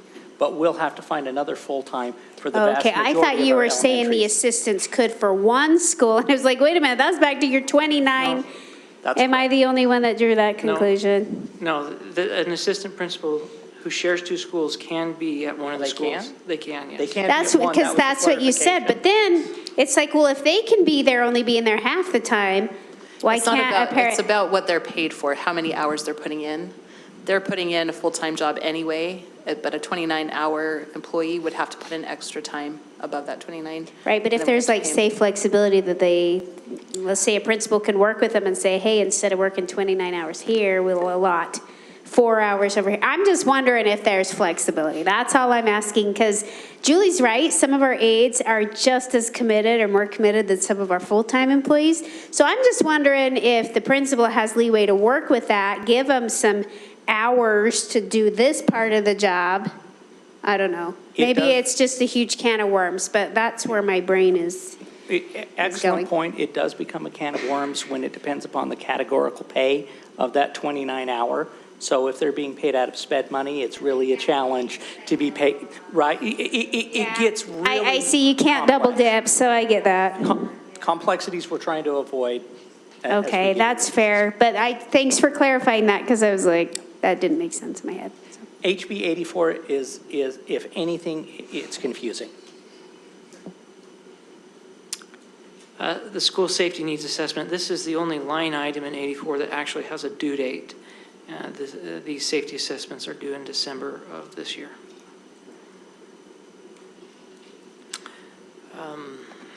84 has a requirement for designated armed personnel in each school.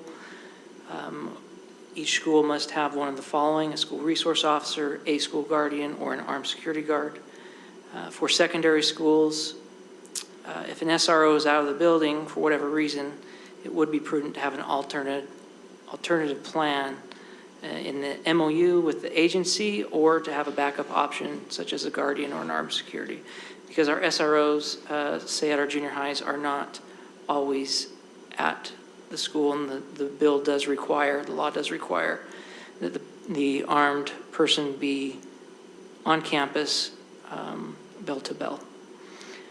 For elementary schools, if a guardian is what is selected, it will become necessary to have more than one guardian per school for that same reason, to cover during sick, vacation, absences, or any time that person is not at the building. So, Chief, I'm not sure I understand, like, in practice, how it looks if you have an MOU between an LEA and a law enforcement agency, and especially in our case that we have, the Granite Police Department. So, like, if we have a junior high that has a part-time SRO currently, what would that look like? What would be our alternatives? What would it look like for us now, or once this is in place? In regards to an MOU between law enforcement agencies, we do have MOUs with our partner agencies that service some of our schools. The hope in the bill is that districts could come up with an MOU where if their SRO was out of the building, the agency would send another officer to cover while he or she was out. However, for practical purposes, I don't see that being an option. Yeah, okay. For our schools that have part-time SROs, we will either, this board will need to decide to increase that to full-time or choose school guardians that can cover the mandates of the law. And currently, we have an SRO, at least one SRO, full-time at every high school. I'm sorry, what's your question? Every high school has at least one full-time SRO currently? Yes, every high school has at least one full-time. And every junior high has at least one part-time SRO? Yes. And some junior highs have a full-time SRO? Most have a full-time. There are a few splits in the district. Okay.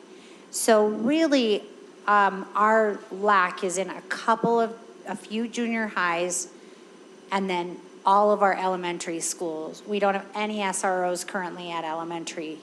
Is that correct?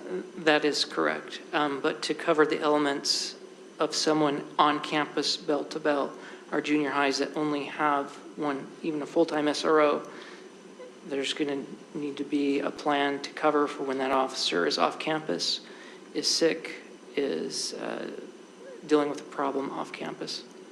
And can you define again, or maybe you're going to, I can't remember, what a school guardian means? Yes, that'll be the next slide. Okay, yeah, Yes. I thought I remembered that. So a school guardian, who can be a school guardian, the principal or a teacher cannot be. So any employee of the school other than the principal, teacher, or as the law states, or individual whose primary responsibilities require the employee to be present in the classroom to teach, care for, or interact with students. This leaves us with primarily our support staff, custodial staff, kitchen workers, secretaries. An assistant principal could fill this role as long as they're on the campus the entire time. It's important to note that guardian is an ancillary duty of an existing employee. We cannot create a guardian job position. Qualifications to be a guardian. First, the person must be approved by the school principal. The guardian must complete a mental health screening, have a valid concealed carry weapon permit, and have attended training. And the training must be completed within 6 months of joining the guardian program. The training for the guardian is still being developed by the state security chief. The county security chief is actually the one who will implement that training for the guardians. I have a question. Oh, sorry, Clark. Okay. So it's saying it has to be an existing employee. How confident are we that we have an existing employee in every elementary to cover this? First of all, they have to volunteer for it. We cannot mandate anyone to be a guardian. So to answer your question, we don't know who and how many will volunteer. If you have no volunteers at a building, one of the other two options will have to be selected. I think we might say the probability is high that there will be some schools where this volunteer is not present.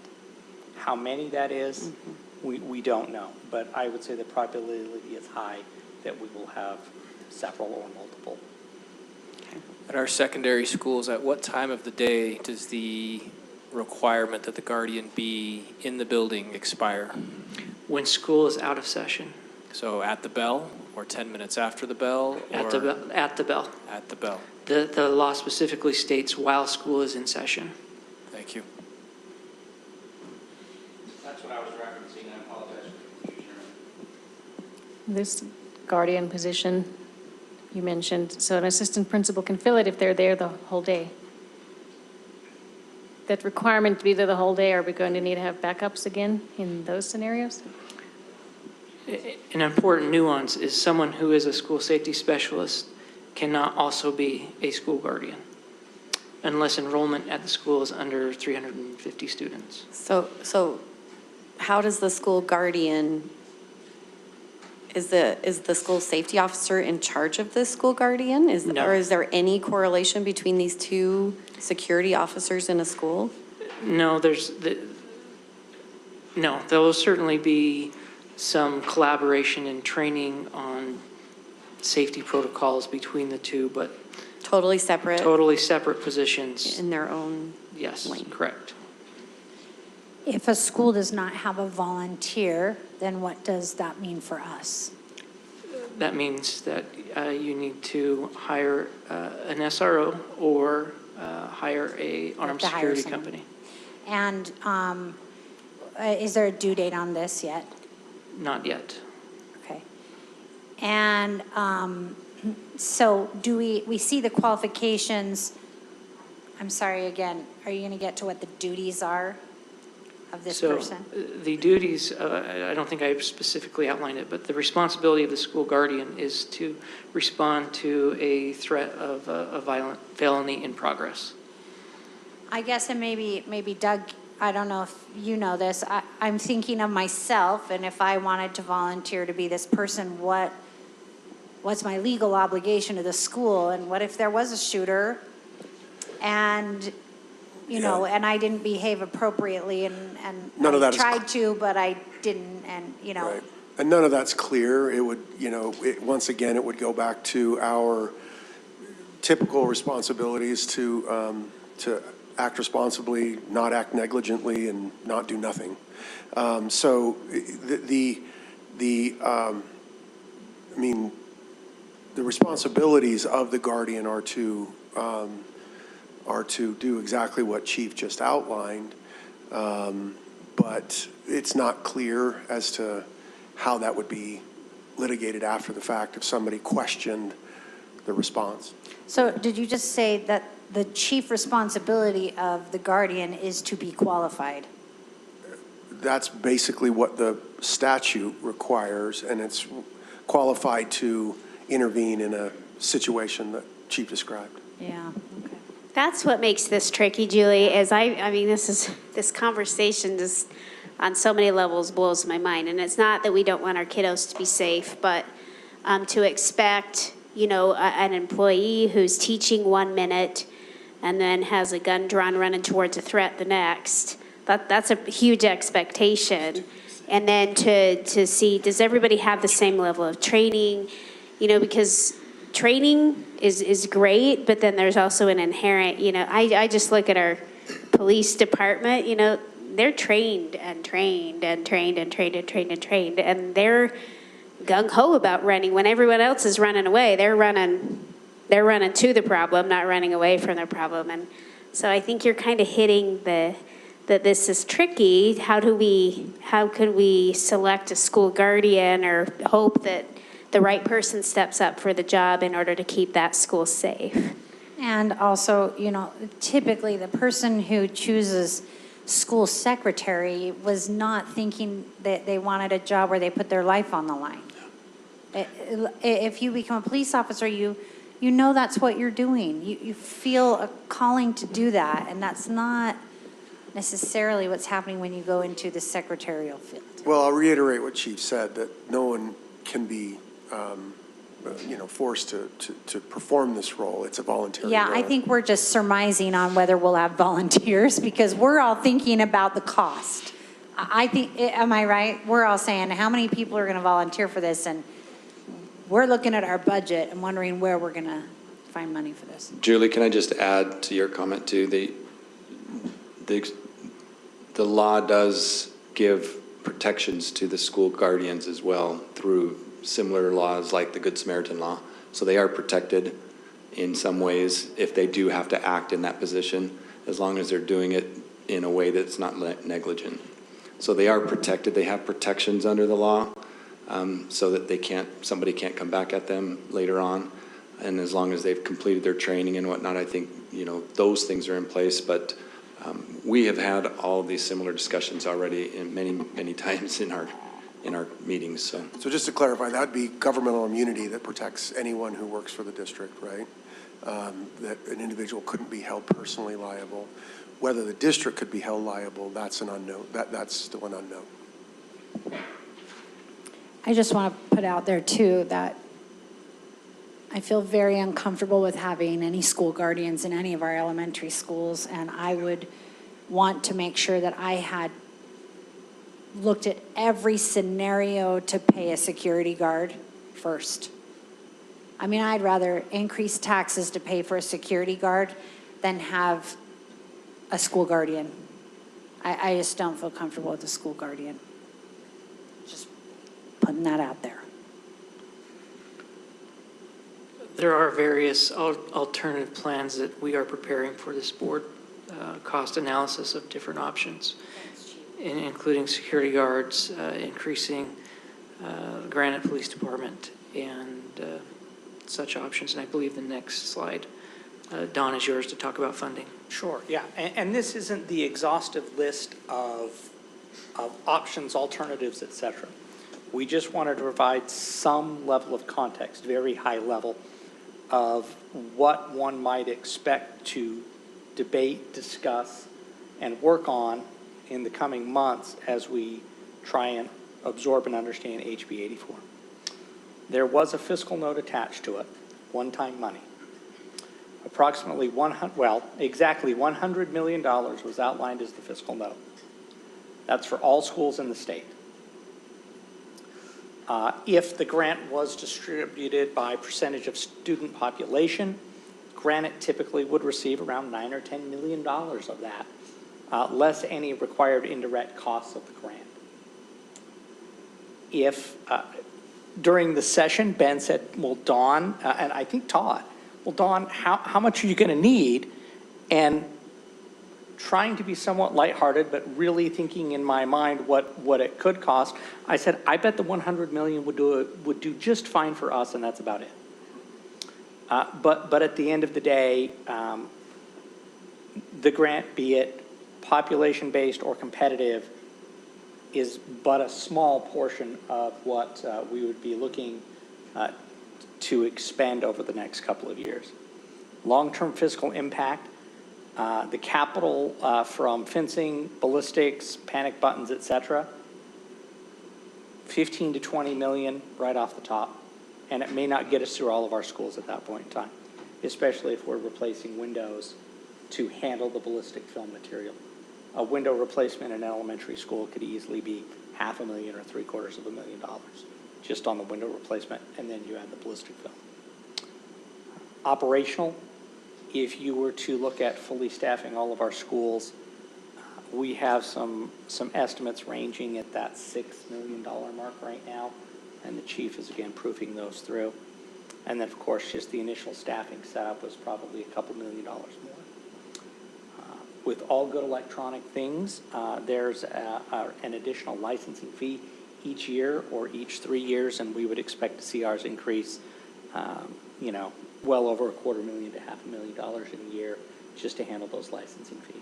I just have a quick question. On the staffing, the 6 million for SRO, that's for all of our elementaries included, correct?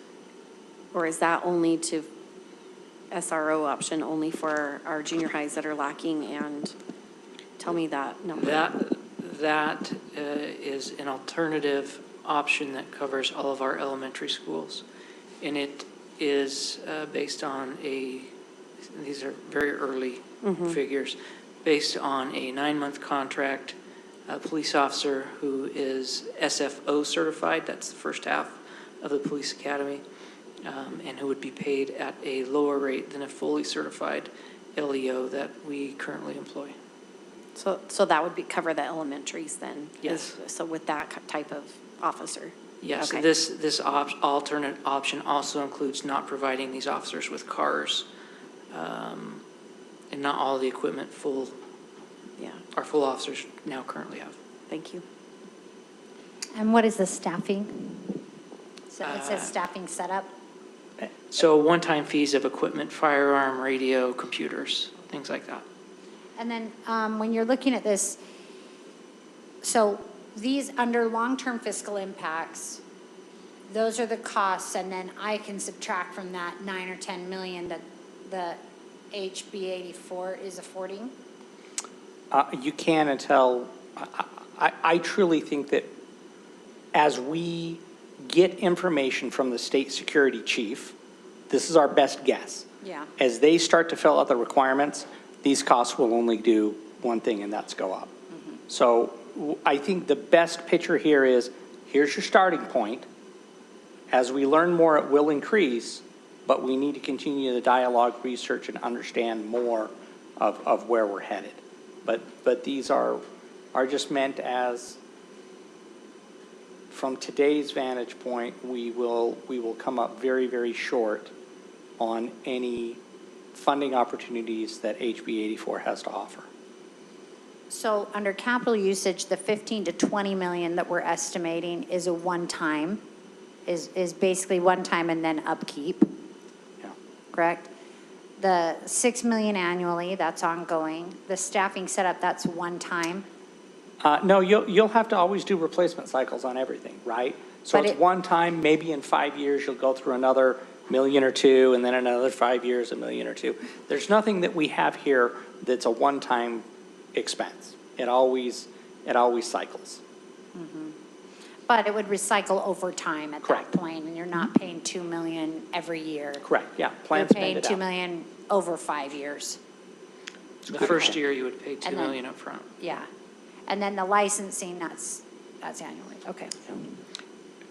I think I would just like to add to the, if this board chooses to increase SROs that significantly, myself and my admin team would need a minimum of 6 to 9 months to stand up that many officers. And have we just, is there a cheaper option for this? Like, is a security guard cheaper? And why would you recommend this instead of a less expensive option? So yes, we are researching security guard companies. They range, and it's on the spreadsheet, we can get into that in a different study session, but they range between 3 and 4 million for a contract to cover our elementaries. I'm going to be the bold one. Based upon our experience with other security guards in other situations, they're not as easy to guarantee staffing. You're fighting through the company. You see them cycle through because they're paid rather small wages. And I don't think the efficacy of the staffing is up to par to what our expectation would be.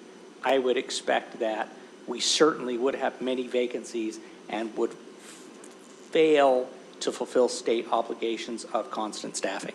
I will be the bold one. I have not seen a security company yet that we've talked to convince me that they can deliver, and we've had it at Hunter. I was and going to they say have not similar been to able the to experience deliver. at Hunter. And I think we also saw in an article about Salt Lake City's security guards and their Evolve system. they struggled with staffing as well. So again, this will become a market unto itself that will be interesting as everybody comes online to understand what that market does and how it responds. And I think the chief is wise in suggesting the internal staffing setup at this point. Which could include internal staffing of security guards rather than third party as an option. One last thing on this. Chief, do you know, I mean, I'm thinking that's about 60 people. Am I right on that? You're very close, yeah. I'd have And- to look at my spreadsheet, but around 60. And do you think that the market, I mean, if we go out, are there 60 people who are looking for that kind of a job in Salt Lake City? I mean, do we know anything about that? And especially knowing that our surrounding districts are also going to be possibly looking, I mean, is that something that we're going to have to be pretty realistic about? Yeah, we're going to have to be realistic about it and how much we pay these people. There will be a competitive job market. It could be interesting to create a pipeline through GTI for this. Yes, possibly for the armed security guards, and it would help long-term with SROs. SROs do need to be 21. It's going to be interesting to me. Well, I don't know if interesting's the right word. This is just frustrating. But I'm curious if having our own police department is a little bit more of a marketing tool to try to get some people to come work for us and with us instead of this side, this sidebar company or whatever. What are your feelings? I mean, is that true? Could it be true that, hey, come and work for Granite as a Granite officer? Is there any marketing that would appeal to people in that field more so than just, hey, come work at the security guard company? Do you know what I'm saying? And you can say no. I mean, that's Yes, fine. I think there is an appeal. There's the appeal of the prestige of being a police officer versus a security guard. And also, I imagine we would pay better and have better benefits than a security guard company. Is there, sorry, Karen, did you hear? Is there a way, I'm just thinking if we're building this into GTI or these officers are the ones who've gone through the first part of their training, is there an opportunity to have like 2 part-time employees do that, or does it have to be a full-time employee that is one? Does that make sense? So that they could job share and go to school and, do whatever they needed to up until that point. We could certainly look at that. I think we would struggle to fill that many positions. I currently do not have any part-time officers in my department now that wear the Granite patch, just because it is so difficult to get part-time employees. I think part-time's really hard, especially when you're any specialized field, police training, anything like that, and then they say, hey, we're only going to pay you part-time. I think it's really difficult. It's kind of the same thing for us to hire teachers on a 1-year contract. It's like, hey, come and work for us, but, we can't guarantee you your job after that. I just and it wondered just if- makes people leery, Yeah. so. I just wondered if if kids were going to school and they had that initial training already, but were continuing to attend school, if it was a possibility for them to be able to do that. I would certainly be willing to try it. That would but be harder. I wouldn't be confident in its success. Okay, just wondered. Dawn, do we have a calendar on when the fencing and the ballistic windows need to be done? That guidance has yet to be provided. Do we have our own calendar? Because we were already kind of working on the fencing, but this pushes it up, doesn't it? It's only money, Okay. right? And to get gates and systems in place, it's only money. It truly is. It's a pretty big lift. I mean, the ballistic windows are a big lift, too. It would take us years, I would think, to do both of those things. Yeah, at our current capital funding, if, and I'm going to say if it can be done, because you change your entire series of priorities on what you're doing in capital to do this, you could be 5 to 10 years before you get through. I would probably lean towards 10 at our current funding rate. Using our capital funds and putting off all other projects? Wow, that really hurts my feelings, Don. Yep. It hurts mine too. Todd, when does this impact our budget? What budget year or what fiscal year? I think we're still waiting for guidance on what elements need to be in place at what time. So the only date we have for certain was that the studies had to be done by December of this year. But as Which we far don't as- think will be a cost. They won't cost us anything to do the studies, right? I think for the most part, we've already conducted those Yeah. studies, and so we're hoping that they don't change the requirements. in So the this meantime. fiscal year is not impacted by this bill, but the next one likely will be, Yes. I but in a believe- big way. Yes, and there is some money set aside. Again, the $100 million will receive some portion, so we can begin acting on the requirements that come up. But it won't be sufficient to cover everything we need to do. Yeah. So really, we're going to be looking at a big lift over the next few years on this bill, which, am Our I right? recollection is that the Guardian type program needs to be implemented in Based on my 2025? conversation with the state security chief, we will be expected to have armed personnel in our schools by the fall of 2025. Okay. So If it I is, may, it can I could be an comment? ongoing. Sorry. Can I comment really quickly about the GTI? You can't become a sworn police officer until you're 21. So there is going to be a gap between, we could train them up in some security. They could move into a security position possibly at 18, but they can't be a sworn police officer until they're 21. Could they be a school guardian before 21? You need to Oh, be 'cause they're- 21 to have a sorry, I concealed forgot the carry requirement. permit. Thank you.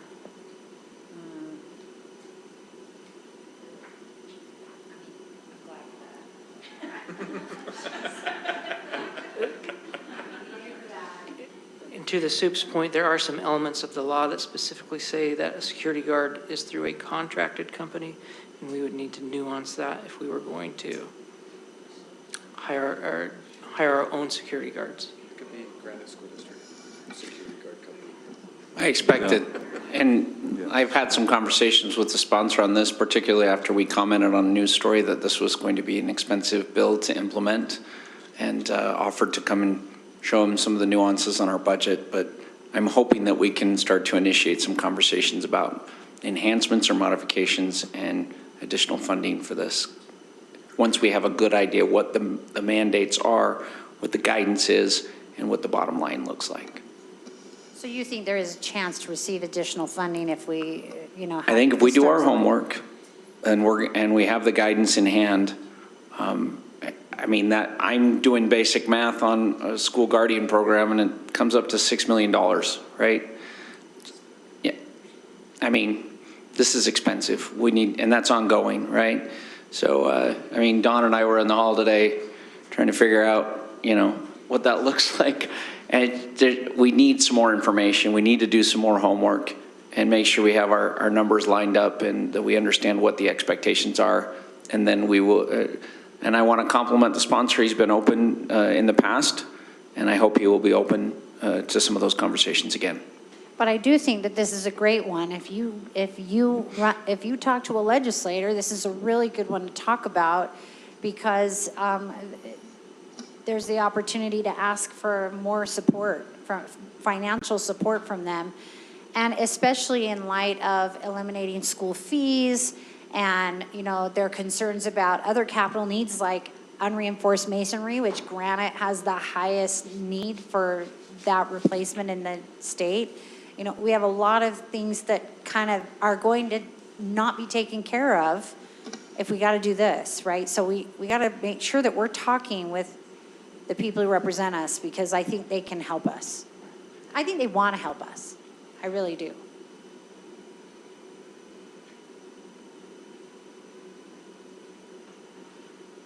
So the next slide The next slide's just the question slide. We've been doing that all along.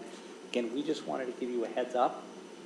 Preliminary numbers, preliminary information. We expect more to be coming out of the state office for the security chief, among many others. And so this is what I would suggest is the beginning of a many-month dialogue until we start to get solutions and put them in place. And thank you for that. Thanks for being so proactive on that. And I feel like having a Granite PD is a real benefit for us. Can I ask a question just to make sure I followed? We need a school guardian and a school safety specialist and an SRO in every school? No, you need a school safety specialist at every school. Separately, you need one of 3 options: a guardian, an SRO, or an armed security guard. Okay. Thank you.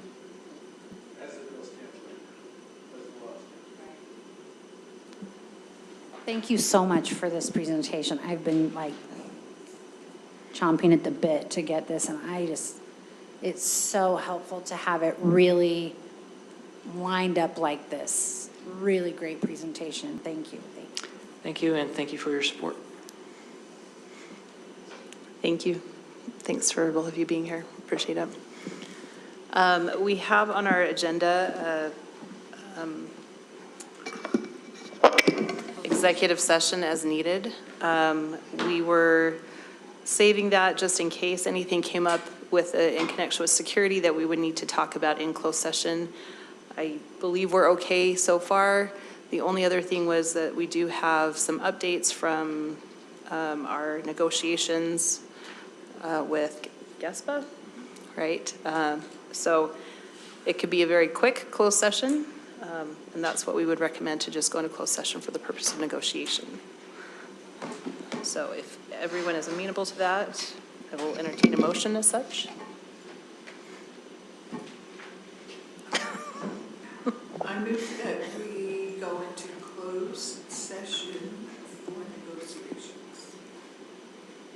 Do I have a second? I'll second that. Okay, a motion and a second to move into executive session for the purpose of negotiations. This is a roll call vote. Please state your name and your position. Kim, start with you. Kim Chandler, yes. Julie Jackson, yes. Chris Nguyen, yes. Connie Burgess, yes. Karen Winder, yes. Clark Nelson, yes. Nicole McDermott, yes. All right. Take a quick minute to excuse